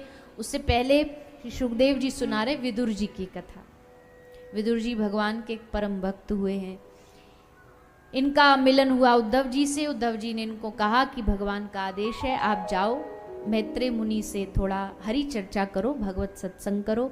मैत्रेय मुनि के पास विदुर जी गए, हरि चर्चा आरंभ हुई। कैसे विदुर जी जंगल में गए थे, भगवान ने इन पे कैसे कृपा की थी, ये भी सुखदेव जी सुना रहे हैं। महाभारत में एक ही तो ऐसा चरित्र था जिसने अन्याय को सहन नहीं किया। युद्ध हो उससे पहले घर छोड़ करके चले गए, यहाँ रहना हमारे लिए ठीक नहीं है, ये स्थान हमारे लिए उचित नहीं। चले गए, भगवान आए दुर्योधन के पास। दुर्योधन ने अभिमान से स्वागत किया, पर भगवान अभिमान के नहीं, भगवान भाव के भूखे हैं। इसलिए दुर्योधन का घर छोड़ के, उसका भोजन छोड़ के भगवान गए विदुर के घर और विदुरानी ने भगवान को केला का छिलका खिलाया और भगवान ने बड़े आनंद से केले का छिलका पाया और विदुरानी के भाव को, उनके जो मन का भाव था उसको सहर्ष स्वीकार किया। विदुर और विदुरानी की कथा आती है। आगे भगवान ने वराह रूप धारण किया, समुद्र से पृथ्वी मैया को निकाल करके लाए, जय विजय को श्राप प्राप्त हुआ सनकादि ऋषि का। ये सब कथाएं आती हैं, संक्षेप में हम सब सुनते हुए आगे बढ़ेंगे। मनु महाराज, ब्रह्मा जी ने अपने शरीर से मनु और शत्रुपा को प्रकट किया और उन्हीं ने फिर इस सृष्टि को आगे बढ़ाया। मनु महाराज की पुत्री हैं देहुति मैया। श्री करदम जी से इनका विवाह हुआ है। इनके घर 9 कन्याएं देवी रूप में प्रकट हुई हैं, जिनका विवाह 9 ऋषियों के साथ कर दिया गया और इनके घर में भगवान साक्षात कपिल रूप में प्रकट हुए। भगवान के जो अवतार हैं 24, उनमें से एक अवतार है कपिल अवतार। कपिल भगवान, कपिल भगवान माता देहुति के घर में जन्म लेते। जानती है माता है तो बेटा, पर है भगवान, तो सब समस्या का उत्तर इसके पास जरूर होगा, इसलिए अपनी मन की समस्याओं को पूछती हैं। निर्वीणाम नितराम भूमन अशद इंद्रिय दर्शनात् ये न संभाव्य माने न प्रपन्नांधम तम प्रभु। क्या समस्या माता देहुति की? बोले वही समस्या जो हम सबकी है। हम सबकी क्या है? बोले भजन तो करना चाहते पर मन नहीं लगता। बैठते तो हैं भगवान का ध्यान करने पर मन तो महाराज इधर उधर घूमता रहता है। सो माता देवती कहती है प्रभु मन बड़ा चंचल है, इसको कैसे आपके चरणों में जोड़ें, कैसे लगाएं। तो तब श्री कपिल भगवान ने अपनी माता को उपदेश दिया, माता अपने मन को संयम के द्वारा भगवान से जोड़ा जा सकता है, पर संयम अगर किसी से नहीं होता, बोले हमारे बस की बात नहीं है संयम में रहना, तो फिर भगवान का नाम जाप करो। जो अभी थोड़ी देर पहले बताया था, श्री कपिल भगवान ने नाम की महिमा का वर्णन किया, कैसे नाम जाप करके व्यक्ति अपने मन को भगवान से जोड़ सकता है। आगे इसी प्रसंग में कपिल भगवान अपनी माता को बहुत सारे उपदेश देते हैं, जिसमें से एक उपदेश है जीव का जन्म कैसे हुआ, इस दुनिया में जीव आया कैसे। ये हम सबकी, आपकी, सबकी कहानी है। हम कोई आसमान से टपके नहीं, हमारे आने के पीछे एक बहुत बड़ा कहानी है, एक बहुत बड़ा उद्देश्य है। और क्या है वो उद्देश्य? किसी को लगता है जी हमको तो वहां पैदा होना चाहिए था, हमको तो इस घर में पैदा होना चाहिए था, लेकिन आप जिस भी घर, परिवार में, देश में, राष्ट्र में पैदा हो रहे हो, इस सब का कनेक्शन हमारे पूर्व के पिछले जन्मों से, हमारे जो पिछले संचित कर्म है, जो हमने किया है, उसके प्रभाव से हमको इस जन्म में परिवार मिलता है, घर मिलता है, रिश्तेदार मिलते हैं, माँ बाप मिलते हैं। सब कुछ हमको अपने पूर्व जन्म के कर्मानुसार मिलते हैं। कपिल भगवान कहते जीव अपने संचित कर्म को पा करके माता के गर्भ में प्रवेश करता है। माता के गर्भ में प्रवेश किया। कललम त्वेक रात्रेन पंचरात्रेन बुद्बुदम। माँ के गर्भ में जब बालक होता है तो बुदबुदे जैसा 5 दिन में होता है, फिर बेर का आकार, अंडे का आकार, फिर 1 महीना में उसका सर बाहर आता है। हम सबका प्रोसेस क्या है गर्भ में, ये भागवत जी ने विस्तार से बताया है। भागवत जी में सारा विज्ञान है, कोई ये ना समझे भागवत प्रवचन वाली चीज है। भागवत में पूरा साइंस भरा हुआ है, पूरा विज्ञान भरा हुआ है।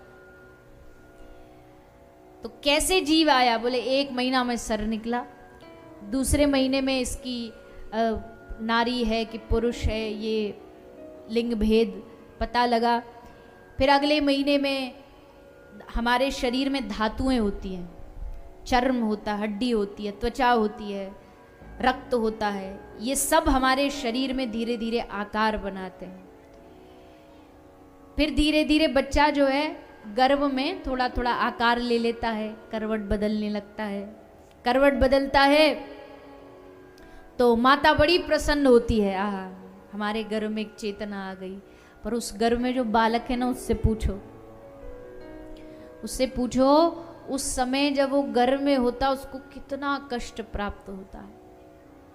भागवत जी में लिखा है, जीव रोके चीख करके चिल्लाता है कि मुझे जठराग्नि जला रही है, बाहर निकालो। चारों ओर से उसको न जाने कितने जीवाणु कीटाणु काटते हैं, रोता है, चिल्लाता है, पुकारता है, चीखता है। वहां बाहर परिवार बड़ा खुश हो रहा है कि एक नई चेतना आने वाली, पर वो जो चेतना भीतर है वो उस 9 महीने बड़े कष्ट को सहन करती है। उसको लगता है एक बार कोई बाहर निकाल दे, पर कोई सुनता ही नहीं उसकी। 9 महीना तक घर में कष्ट सहन करता है, और जब कोई नहीं सुनता तो उसकी पुकार कौन सुनता है? कौन सुनता है?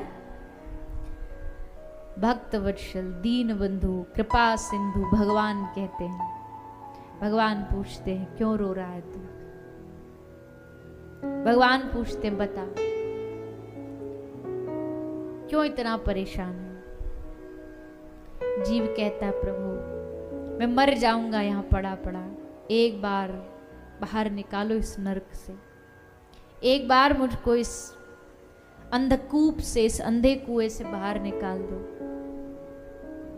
भगवान फिर पूछते हैं कि अच्छा इतनी क्या जल्दी है बाहर जाने की? कोई काम है क्या?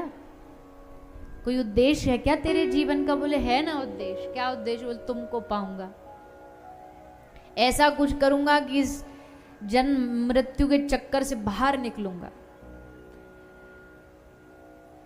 क्योंकि प्रभु बहुत दिन हो गए इस चक्कर में भागते भागते। नाचो बहुत गोपाल अब में, बहुत नाच लिया, अब एक मौका दे दो। मनुष्य योनि प्रदान करके भगवान ने मौका दे दिया। मौका मिला, आए दुनिया में, गर्भ से बाहर आए, और जैसे बाहर आए एक क्षण के लिए उस शिशु की, उस जीव का श्वास रुकता है। और जैसे श्वास रुकता है तो क्या गर्भ में हुआ, क्या पिछले जन्म में थे, क्या नाम था, क्या पता था, क्या एड्रेस था, क्या कौन कौन रिश्तेदार थे, उसी एक क्षण में सब भूल जाता है। अब नया नाम, नया गांव, नया शहर, नए माँ बाप, नया परिवार, नया क्षेत्र, सब कुछ नया मिल गया। शरीर नया, पहचान नई, पर वो पहचान होती टेम्परेरी है, पर उस टेम्परेरी को वो परमानेंट समझ लेता है। जैसे पिछले जन्म में, पिछले जन्म वाली परिचय को परमानेंट समझा, इस जन्म में समझ लिया। जन्म हुआ, जन्म होते ही जैसे पता लगा ना बेटा हुआ है, आहा महाराज, पूरे मोहल्ले में मिठाई बंटना चालू हो जाती है, ढोल नगाड़े बजने चालू हो जाते हैं। बेटा हुआ है, बेटा हुआ है। भारतीय सभ्यता में बेटा होने का तो मतलब ये है ना कि जंग जीत ली। बेटी हो जाए तो नेक जरा, अरे लक्ष्मी आई है। लक्ष्मी आती है तो ऐसे चेहरे पे खुशी होती है।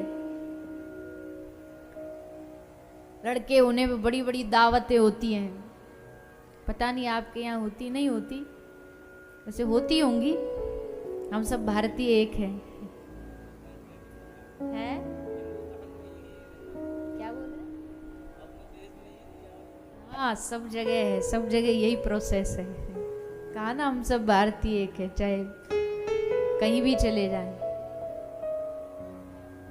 पर ये नहीं होना चाहिए। जितनी समय खैर पहले के मुताबिक तो बहुत बदला है, पर अभी भी बहुत बदलना बाकी है। बिना पुत्र के, बिना बेटा हुए तो महाराज लगता ही नहीं कि हमारा वंश कैसे बढ़ेगा, कैसे परिवार चलेगा। पुत्र तो चाहिए ही चाहिए।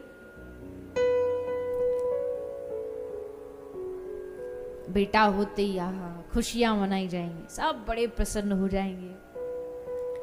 उस बालक से कोई नहीं पूछ रहा, वो रो रहा है पलना में पड़े पड़े, वो रो रहा कहाँ फंसा मैं, फिर आ गया इसी दुनिया में, फिर भेज दिया गया इसी दुनिया में। पर किसको फर्क पड़ता है उसके रोने से? सब तो अपनी खुशियां देखते हैं।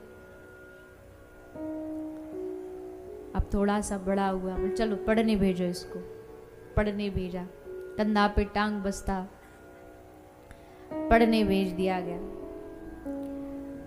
पढ़ने जा रहा है। पढ़ने में भी क्या पढ़ाया जाएगा? यही पढ़ाया जाएगा, बड़ा नाम करो, पैसा कमाओ, आगे बढ़ो। वो सिखा दिया गया शिक्षा में।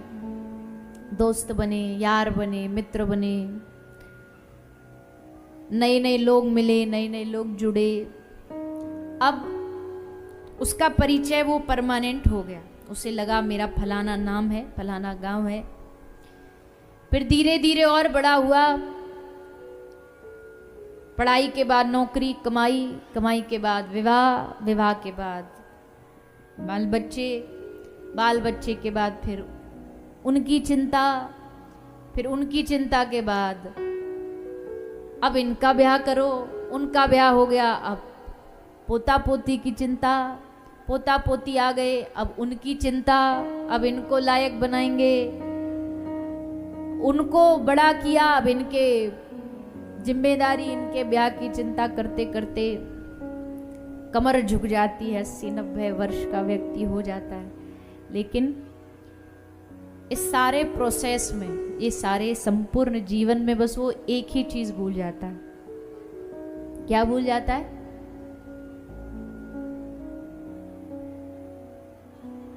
सोचिए ना, सोच के बताओ। इस पूरे प्रोसेस में वो भूल जाता है जब घर में चिल्ला रहा था और जब भगवान ने पूछा था तो क्या करेगा दुनिया में जाके, तो भगवान से वादा करके आया, प्रभु आपका भजन करूंगा, साधुओं की सेवा करूंगा, आपके नाम का गुणगान करूंगा। उस वादे को बस भूल जाता है।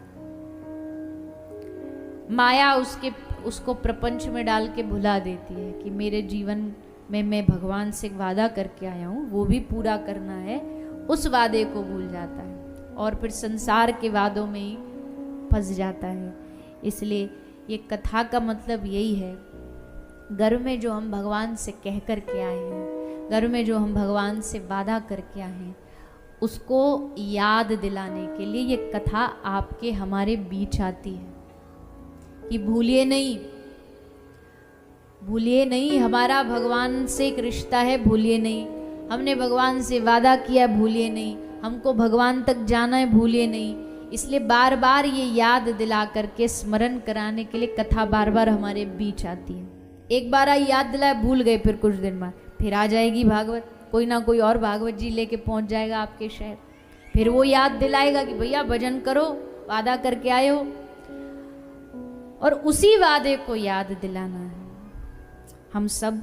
मेरे ये कहने का मतलब ये है, बहुत सारे लोग कहेंगे कि वादे का मतलब आपका क्या है, क्या हम घर बार छोड़ करके चले जाएं? बोले नहीं, जो कुछ कर रहे हो ना उसको भगवान से जोड़ दो। परिवार भी चला रहे हो, चलाना तो पड़ेगा, परिवार जब बना है भगवान ने दिया तो चलाना तो पड़ेगा, पर ये परिवार मेरा नहीं है। अक्सर अभी क्या, मेरा घर, मेरा परिवार, मेरा ये, और मेरा नहीं है प्रभु, ये तुम्हारा है, तुम जब तक दे रहे हो संभाल रहे हैं, जब छीन लोगे तो ये भी चला जाएगा, जब तक दिया है तब तक संभालते रहेंगे। बस इतना सा काम करना, मतलब अपने मेरापन को हटा के ठाकुर जी के तेरापन से जोड़ना है। प्रभु तुम्हारा, तुमने दिया, तुम संभालो, तुम करो। और है भी बात सच, हम होते कौन है करने वाले। आज भगवान एक सेकंड में हाथ पांव यहाँ चलना बंद करा दें तो खाट पे पड़े पड़े घर वाले भी गाली देंगे और भगवान से मांगे भगवान ये कब जाए। अरे लोगों को वो दादाजी चले जाएं, ये मतलब खाट पर पड़े, खा पी नहीं रहे, वही मल मूत्र त्याग रहे, अनुष्ठान कराने पड़ते हैं कि पंडित जी कोई ऐसा अनुष्ठान करो कि अब इनकी विदाई हो जाए। एक समय ऐसा भी जीवन में मनुष्य के आ जाता है। इसलिए इस बात का कभी घमंड मत रखना कि हम ऐसा कर सकते हैं, हम वैसा कर सकते हैं। एक बहुत प्रसिद्ध पंक्ति है ना, गाओगे? सबने सुनी होगी, गाते भी होगे।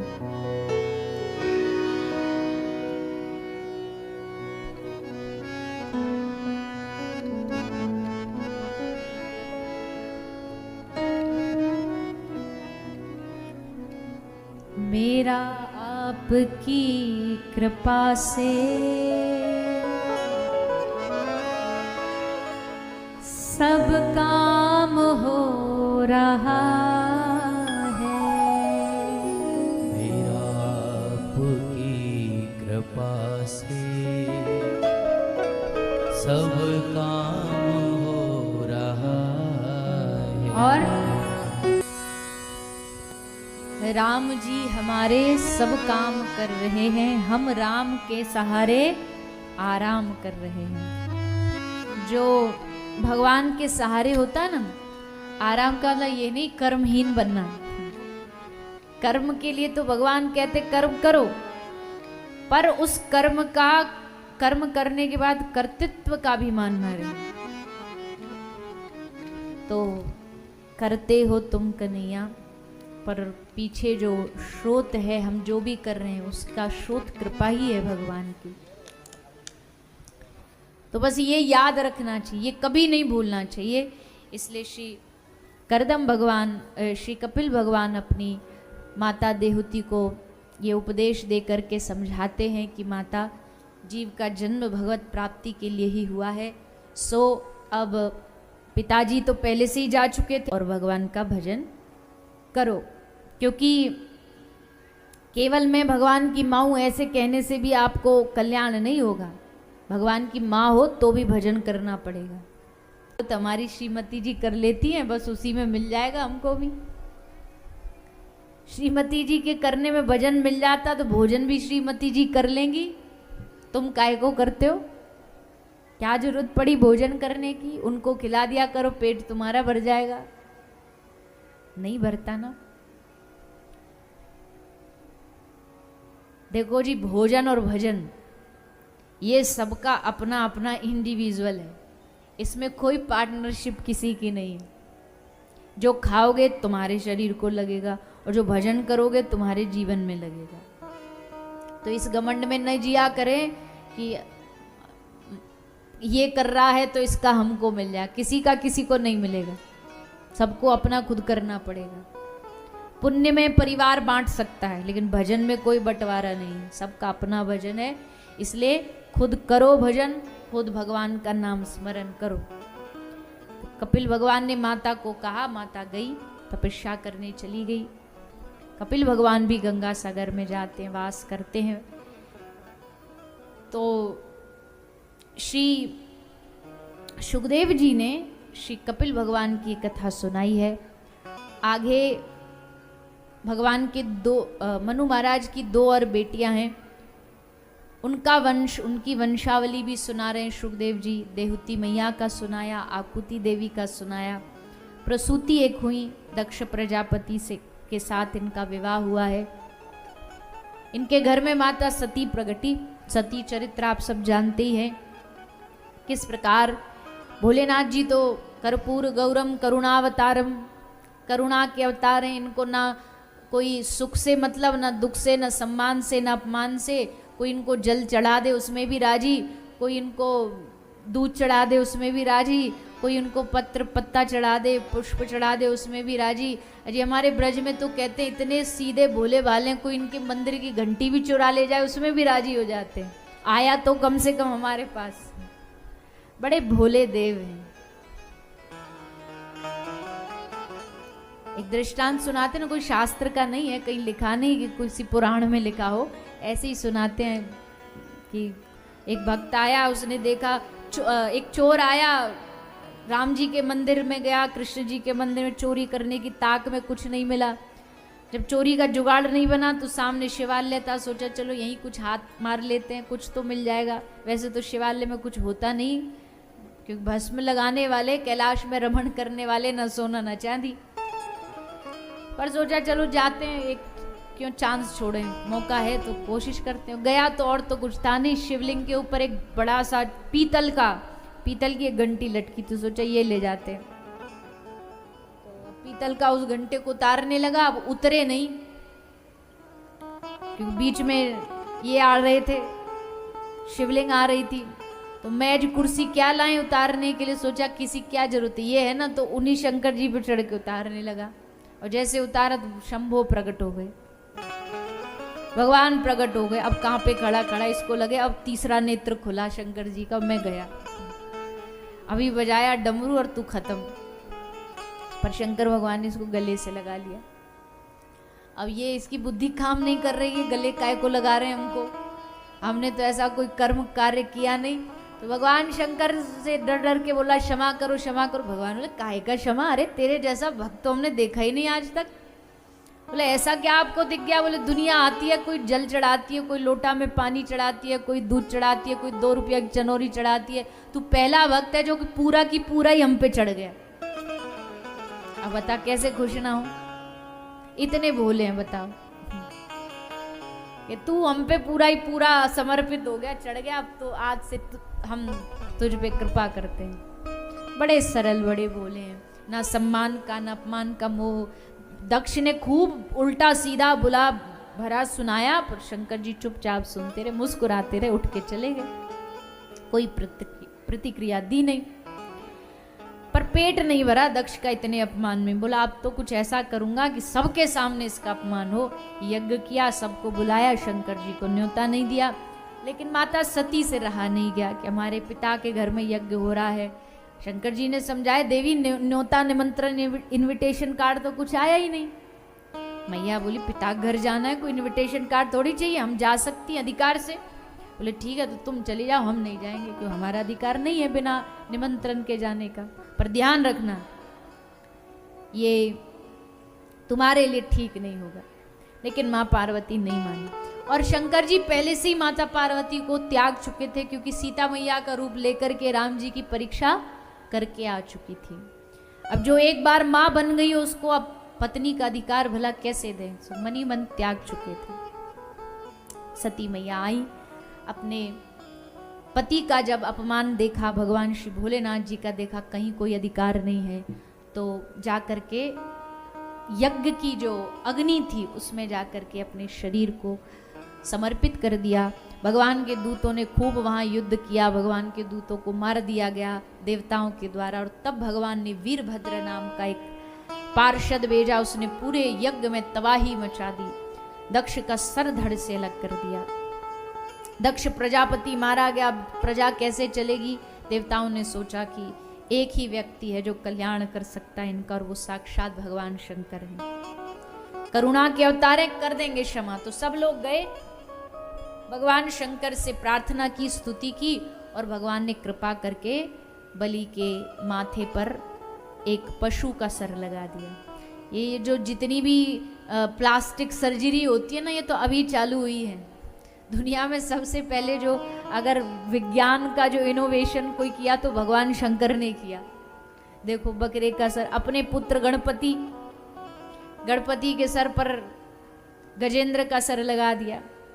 तो ये नहीं सोचे जब भी कोई बात आए ना विश्व में, जब तर्क की बारी आती है, अमेरिका अपनी ख्याति गिनवाता है, विदेश वाले अपनी ख्याति, चाइना अपनी ख्याति, तो भारत को भी कहना चाहिए भैया तुम चुप रहो, हमारे भारत ने जो किया वो कोई कर नहीं सकता। दुनिया में जब कोई सर्जरी जानता नहीं था तब हमारे भगवान शंकर ने इसको जीवन प्रदान कर दिया था। भारत तो जी भारत है, भारत से कोई जीत भी नहीं सकता, भारतीयों से कोई जीत नहीं सकता। भारतीयों में बड़ी खोपड़ी होती है। अब वो अलग बात है कि उसको कभी कभी गलत जगह उपयोग में लगा देते हैं, पर दिमाग बड़ा चतुर होता। आज देखो पूरे विश्व के श्रृंखला में देखो तो कहाँ पर भारतीय नहीं है। बड़े बड़े देशों के प्रधानमंत्री बने बैठे हैं, राजा की गद्दी पे बैठे हैं। भारतीयों को भगवान पूर्व से ही कुछ ना कुछ, इस सनातन धर्म में ऐसी शक्ति है कि उनके मति में बड़ी बुद्धिमता दे करके भेजते हैं, बस उसका सही उपयोग करना है, बचाव के लिए नहीं, उसका सही उपयोग सही जगह करना। तो भगवान शंकर ने दक्ष का उद्धार किया। इसके बाद उत्तानपाद का वंश सुना रहे हैं। मनु महाराज के पहले पुत्र उत्तानपाद राजा हैं। उत्तानपाद राजा की दोनों पत्नी सुनती सुरुचि, इनके घर में दोनों के घर एक एक बेटा पैदा हुआ है। लेकिन उत्तानपाद थोड़ा भेदभाव करता है। सुरुचि ज़्यादा सुंदर थी, उसको ज़्यादा प्रेम करता था, सुनीति को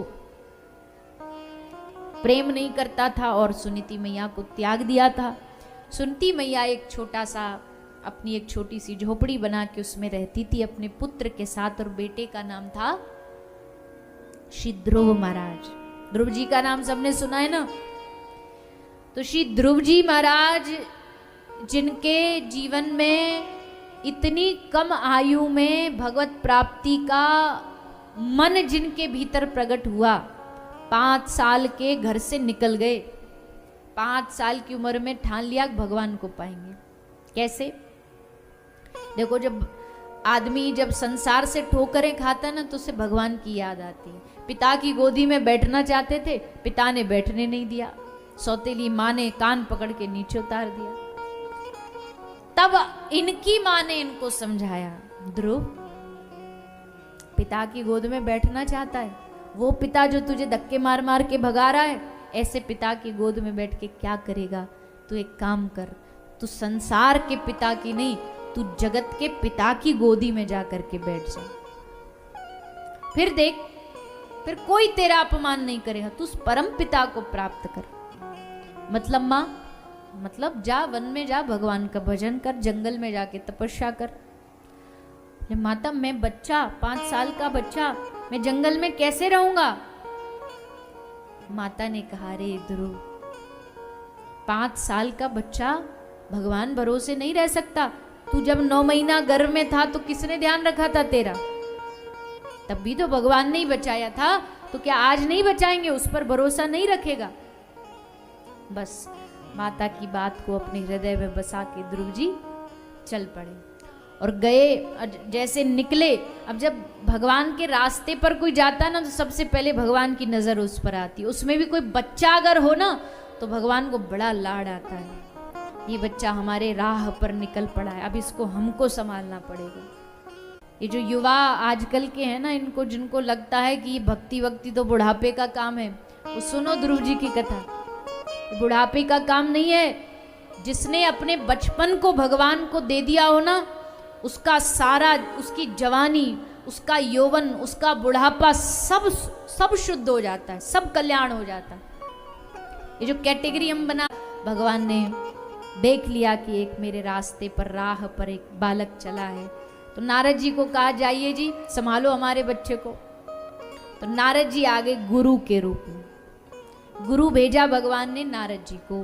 नारद जी गुरु रूप में आकर के इनको गोद में बिठाते हैं और कान में मंत्र देते हैं, और मंत्र दे के कहा, बेटा देख, अब तू इस मंत्र का जाप कर। ध्रुव जी ने कहा कि गुरुजी, स्थान भी आप बता दो, क्योंकि स्थान का भी बहुत महत्व होता है भजन के लिए, तो स्थान भी आप बता दो।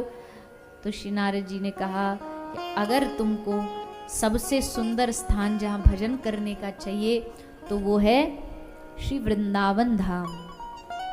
वृंदावन धाम में भजन करने में बड़ा रस आता है, चहुं ओर चारों ओर भगवान के नाम की गूंज।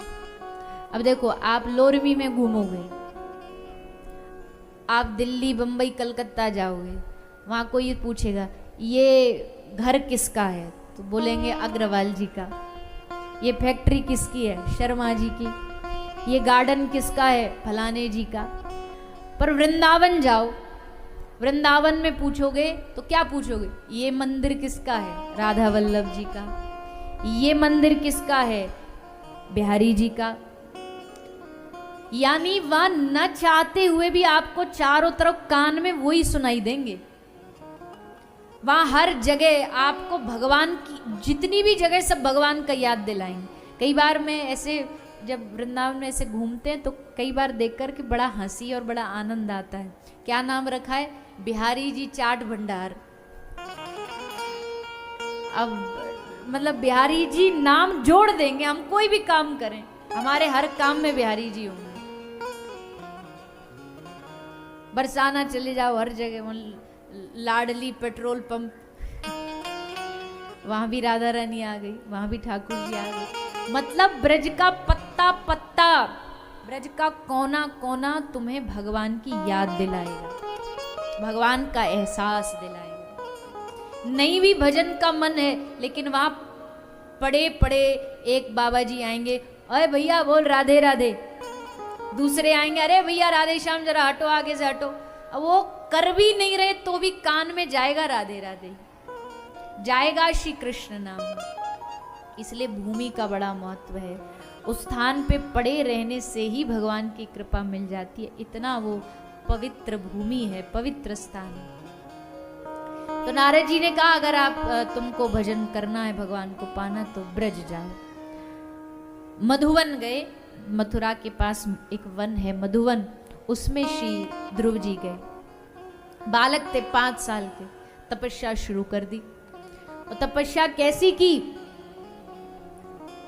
भोजन बंद, पानी बंद, हवा बंद, श्वास लेना बंद, श्वास रोक करके ध्रुव जी एक आसन पर भजन कर रहे। और जब ऐसा भक्त भजन करता है ना, तो देवताओं के सिंहासन हिलने लग जाते हैं, स्वर्ग डगमगाने लगा। देवता भागे भागे भगवान के पास गए, प्रभु बचाओ हमें, अपने इस भक्त को उठाओ, नहीं तो हम सबका नाश हो जाएगा। तब श्री ठाकुर जी आते हैं ध्रुव जी को दर्शन देने के लिए। ध्रुव जी को दर्शन दिया।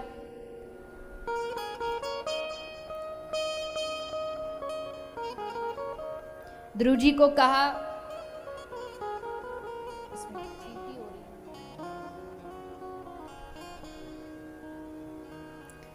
श्री ध्रुव जी महाराज को कहा कि मांग पुत्र, तुझे क्या चाहिए? श्री ध्रुव जी ने कहा, हे प्रभु, आपकी परम भक्ति का वरदान हमें प्रदान करो। भगवान ने भक्ति का वरदान श्री ध्रुव जी को प्रदान किया। श्री ध्रुव जी महाराज जानते थे कि अभी भगवान को तो पा लिया, पर अभी भगवान तक पहुंचने में समय है। इसलिए ध्रुव जी वापस आते हैं, राज्य में शासन करते हैं, राजा बनते हैं। राजा का पूरा जो धर्म है उसका निर्वाह किया। और फिर भगवान का स्मरण करते करते ध्रुव जी ने भगवत पद को प्राप्त कर लिया। ऐसे भगवान के परम भक्त श्री ध्रुव जी महाराज की कथा प्रसंग इसमें ध्रुव जैसा भक्त पैदा हुआ। इस वंश में राजा प्राचीनवरी हुए। बलि देते थे घोड़ों की, देवताओं को बलि चढ़ाते थे। लगता था कि इससे देवता प्रसन्न हो जाएंगे। नारद जी ने आके समझाया कि भैया, किसी जीव को कष्ट देने से कभी कोई देवी देवता प्रसन्न नहीं होता। ये बात सबको अपनी बुद्धि में रखनी चाहिए। वैसे तो बलि प्रथा लगभग बहुत स्थान से बंद हो गई, पर अभी भी कुछ कुछ जगह हैं जहाँ चलती है। तो भगवान का भक्त कभी किसी को कष्ट नहीं दे सकता। अरे मारना छोड़ो, किसी को सुई चुबा करके उसको दुख, उसको कष्ट देने का भी सपने में नहीं सोच सकता, अगर भगवान का भक्त होगा तो। पहली बात तो यह कि कभी भी किसी को मार के कोई खुश नहीं हो पाया। और अगर लगता भी है कि ऐसा करने से खुशी मिल जाएगी, तो ऐसे खुशी को लेके करोगे क्या जो दूसरों की खुशी का गला घूट के प्राप्त होता हो। कभी भी किसी को कष्ट नहीं। कोई भी जीव, कोई भी पशु हो, सहयोगी बने, उनकी मदद करें, उनको कष्ट ना दें। कुत्ता है, बिल्ली है, गाय है, आपसे बन पड़ रहा है, तो घर आया है कोई पशु बाहर खड़ा है, 2 रोटी खिला दो। कौन सा हम गरीब हो जाएंगे? अपने खाने में देखो कितना हम हजारों रुपया उड़ाते हैं। एक बार गए रेस्टोरेंट में, हजारों का बिल दे आए, ये भी खाएंगे वो भी खाएंगे। अब वो मना नहीं है, क्योंकि वो देखो सबका अपना अपना विचार है। भाई हमारा जीवन, हमारा पैसा, तुम कौन होते हो बोलने वाले? ठीक है, आप अपना पैसा, अपना जीवन अपने हिसाब से जियो, लेकिन अगर उसमें से 2-5 रुपया आप किसी असहाय जीव के लिए खर्च कर दोगे, किसी को दवाई की आवश्यकता, उसको दवाई ला करके किसी जीव को दवाई लगा दोगे, तो कौन सा हम गरीब हो जाएंगे? भगवान की सेवा के लिए तो धन की नहीं, मन की सबसे ज्यादा आवश्यकता होती है। ऐसे ऐसे हमने गौ भक्त देखे, बेचारे घर में ना अन्न का दाना, ना कोई व्यवस्था, लेकिन फिर भी घर में गाय रखी हुई है, सेवा कर रहे हैं गाय की। दूध नहीं देती फिर भी सेवा कर रहे हैं। एक हमें पैसा है, जगह है, नौकर चाकर हैं, घर में 2-2, 4-4 नौकर लगे, ड्राइवर लगे, लेकिन जैसे गाय की बात आती है, अजी कहाँ, हमारे पास तो जगह नहीं, हमारे पास तो स्थान नहीं। गाय को घर में जगह देने से पहले अपने दिल में जगह दीजिए, क्योंकि जिस दिन गाय दिल में आ गई घर में, तो वो जगह अपने आप बना लेगी। अगर घर में 4-4 गाड़ी रखने की जगह, तो क्या गाय रखने की जगह नहीं बन सकती? पहले दिल में आनी चाहिए। हमने गाय को घरों से निकाला नहीं, घरों से निकालते तो बात बन जाती। हमने गाय को दिलों से निकाला है। इसलिए गाय आज भटकती फिरती है, कचड़ा खाती फिरती है, डंडे खाती फिरती है, गोलियां खाती फिरती है, तेजाब से जला दी जाती है, न जाने क्या क्या कष्ट गाय को दिए जा रहे हैं। तो भैया आप सहयोगी नहीं बन सकते, कम से कम कष्ट तो मत दो। आपके कारण से कोई जीव अगर कष्ट पा रहा है तो क्या मुंह दिखाएंगे भगवान को जा करके? हमारे कारण से अगर एक जीव का पेट नहीं भर पा रहे हम, तो क्या भगवान को जा करके कहेंगे कि इतना जीवन पाके हम कुछ नहीं कर पाए? हाथ थे, पांव था, कमाई थी, सामर्थ्य था, फिर भी हम कुछ नहीं किए। तो अब देखो, माफ करना, किसी को बुरा लगे तो लगे, भाई जो बात है सो बात है। गणपति जी का उत्सव चल रहा है, गणपति जी के उत्सव में हम खूब पैसा लगाते हैं, डीजे करेंगे, ये करेंगे, वो करेंगे, करो, मैं उसका कोई विरोधी नहीं। धर्म बढ़ना चाहिए, धर्म की चीजें बढ़नी चाहिए, उत्सव बढ़ने चाहिए। लेकिन एक बात ध्यान रखिएगा, नवरात्रि में करोड़ों करोड़ों रुपया लगाया जाता है। एक एक शिविर जो बनता है उसमें सोने का, चांदी का। पर एक बात ध्यान रखना कि जो माँ, जिसका माता के जो 9 रूप है उसमें से एक वाहन गाय है, नंदी है। तो अगर हम माता को हजारों रुपया चढ़ा करके खुश करना चाह रहे हैं, और वहीं उनकी जो आराध्य है गाय, वो अगर नाली का पानी, कचड़ा खा रही है, तो माता खुश हो सकती है? वो भगवान खुश हो सकता है? वो ईश्वर प्रसन्न हो सकता है? तो अगर हम करना चाहते हैं हर शहर में, और खासकर आपका जो क्षेत्र है एमपी, मध्य प्रदेश, महाराष्ट्र, इसमें तो ये उत्सव बड़े धूमधाम से मनाइए। पर उसके साथ एक संकल्प और लीजिए, जो भी उत्सव मनाते हैं, गणपति उत्सव, कि जितना पैसा हम गणपति उत्सव में लगा रहे हैं, उसका 10वां भाग हम अपने शहर की गौशाला में जाकर के गायों की सेवा में लगाएंगे, गाय के चारे में लगाएंगे। गाय जो बाहर घूम रही है सड़कों पर, उनको जा करके एक समय जाकर के चारा खिलाएंगे, उनको पानी खिलाएंगे। फिर देखो, उत्सव के साथ साथ हमको सेवा करने का कितना रस आएगा। कोई भी उत्सव करो, आप घर का पारिवारिक उत्सव कर रहे हो, शादी कर रहे हो, शादी का 10वां भाग जाकर के आप किसी गौ माता, किसी अनाथ आश्रम, किसी बालक बच्चे असहाय की सेवा में लगा के तो देखो एक बार। मैं कथा में भी निवेदन करती हूँ, 5वें दिन 56 भोग लगता है गिरिराज जी का। अब गिरिराज जी का 56 भोग लगा दिया, वो 56 भोग जाता कहाँ है? बताइए ना। भगवान तो पाते नहीं, जैसा पर्दा खोलते हैं वैसा ढका की ढका आ जाता है। जाता कहाँ? हमारे पेट में। यजमान जी वो पहले से ही मिठाई के डब्बों पर वो तारीख वारीख लिखवा देते हैं कि ये भागवत जी का प्रसाद रूप में जब 7वें दिन रिश्तेदार जाएंगे तो इनको दे देंगे। पहले से ही कंफर्म है कि भगवान तो खाएंगे नहीं, इसलिए डब्बे पहले से ही तैयार रहते हैं, विदाई में दे देंगे। तो अब भोग ना लगाएं, ऐसा भी नहीं हो सकता कि भगवान को 56 भोग अगर भगवान को लगाते हो, भगवान के पेट में, उनके उदर में उनके संतुष्टि करना चाहते हो, तो एक काम करना चाहिए, हमको जाकर के किसी अपने क्षेत्र की गौशाला में गाय को चारा खिला देना चाहिए। समझो भगवान के उदर में 56 भोग पहुंच गए, भगवान ने उसको स्वीकार कर लिया, 56 भोग उनके पास तक पहुंच गए। बहुत सारे लोग कथाओं में ये निवेदन करते हैं, तो करते हैं, जा करके गौ माता को 56 भोग लगाते हैं, चारा खिलाते हैं। तो मेरे कहने का सबका भाव यह है कि देखो, आज मानवता को बचाने का काम हम सबका है, इंसानियत को बचाने का काम हम सबका है, गाय की रक्षा करने का काम हम सबका। हम गाय की रक्षा करेंगे, गाय हमारी करेगी। हम राष्ट्र की रक्षा करेंगे, राष्ट्र हमारी रक्षा करेगा। एक दूसरे के पूरक हैं। हमको अपने प्रयास, अपना बल, अपना सामर्थ्य सब लगा देना चाहिए, जिससे हम गौ माता की सेवा कर सकें, किसी भी जीव की सेवा करें। गाय इसलिए बार बार जुबान पे आ जाता है क्योंकि वो हमारी आराध्य है, वो हमारी माता का दर्जा प्राप्त है। बाकी सेवा तो सबकी है। कई लोग मुझे कहते हैं आप गाय गाय चिल्लाते हो, तो भैंस का क्या बोल, भैंस की भी करो, है तो वो भी प्राणी, आत्मा तो उसके भीतर भी है। अब गाय नहीं कत्ल खाने में कटनी चाहिए तो क्या भैंस और इत्यादि पशु कटने चाहिए? बिल्कुल नहीं, उनकी भी सेवा करो। गाय से थोड़ा भावना ज्यादा जुड़ी है क्योंकि वो हमारे धर्म की पहचान है, वो हमारी नींव है। बाकी सेवा सबकी होनी चाहिए, कुत्ता हो, बिल्ली हो, मोर हो, बंदर, कोई भी हो।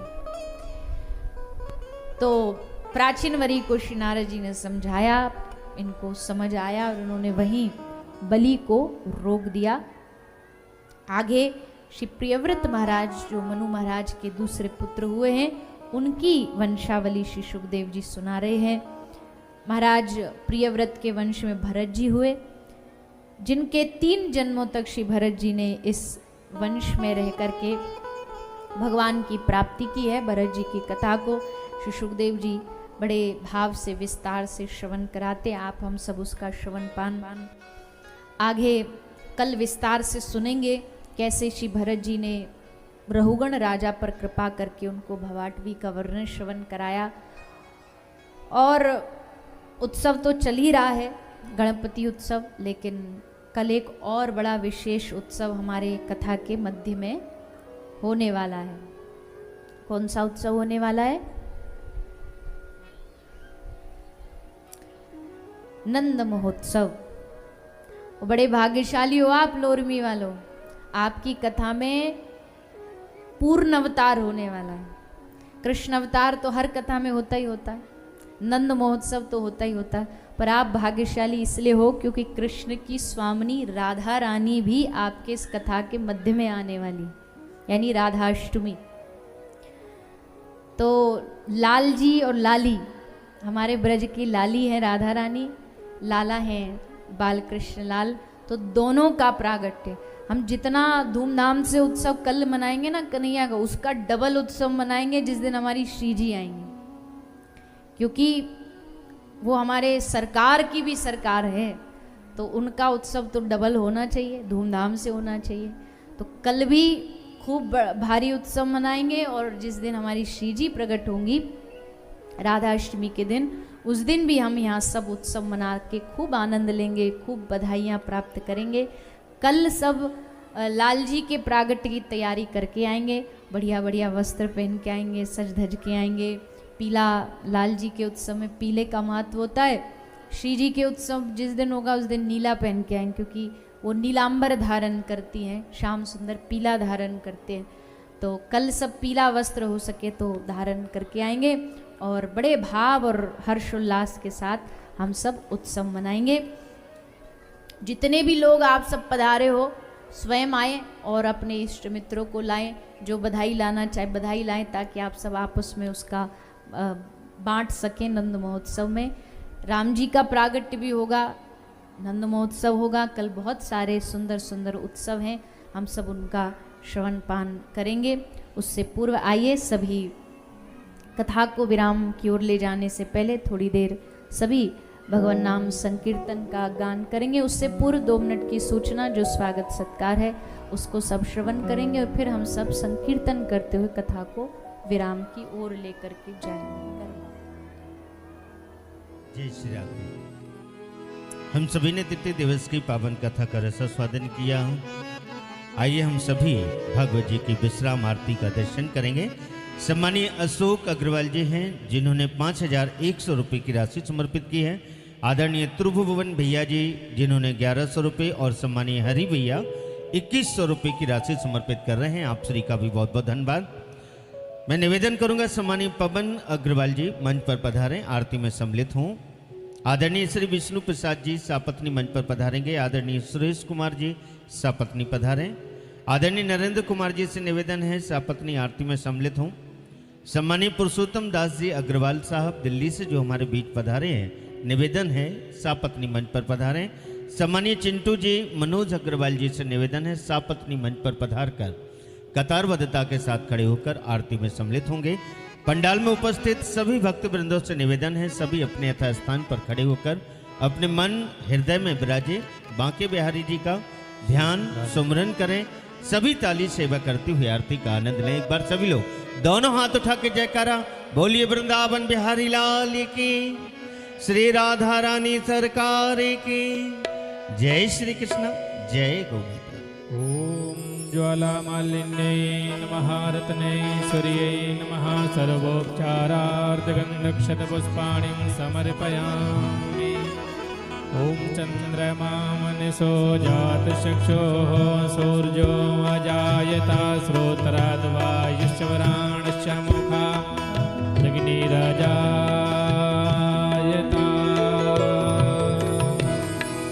बांके बिहारी तेरी आरती गाओ, बांके बिहारी तेरी आरती गाओ, कुंज बिहारी तेरी आरती गाओ, कुंज बिहारी तेरी आरती गाओ। मोर मुकुट तेरे शीश पे सोहे, मोर मुकुट तेरे शीश पे सोहे, प्यारी वंशी मेरो मन मोहे, प्यारी वंशी मेरो मन मोहे। देख छवि बलिहारी में जाओ, बांके बिहारी तेरी आरती गाओ। चरणों से निकली है गंगा प्यारी, चरणों से निकली है गंगा प्यारी, जिसने सारी दुनिया तारे, जिसने सारी दुनिया तारी, उन चरणों के मैं दर्शन पाऊं, बांके बिहारी तेरी आरती गाओ। दास अनाथ के नाथ आप हो, दास अनाथ के नाथ आप हो, सुख दुख जीवन प्यारे साथ आप हो, सुख दुख जीवन प्यारे साथ आप हो। उन चरणों में शीस झुका, मेरे मोहन जीवन धन हो, मेरे मोहन जीवन हो। देख युगल छवि भले भले जाओ, बांके बिहारी तेरी आरती गाओ।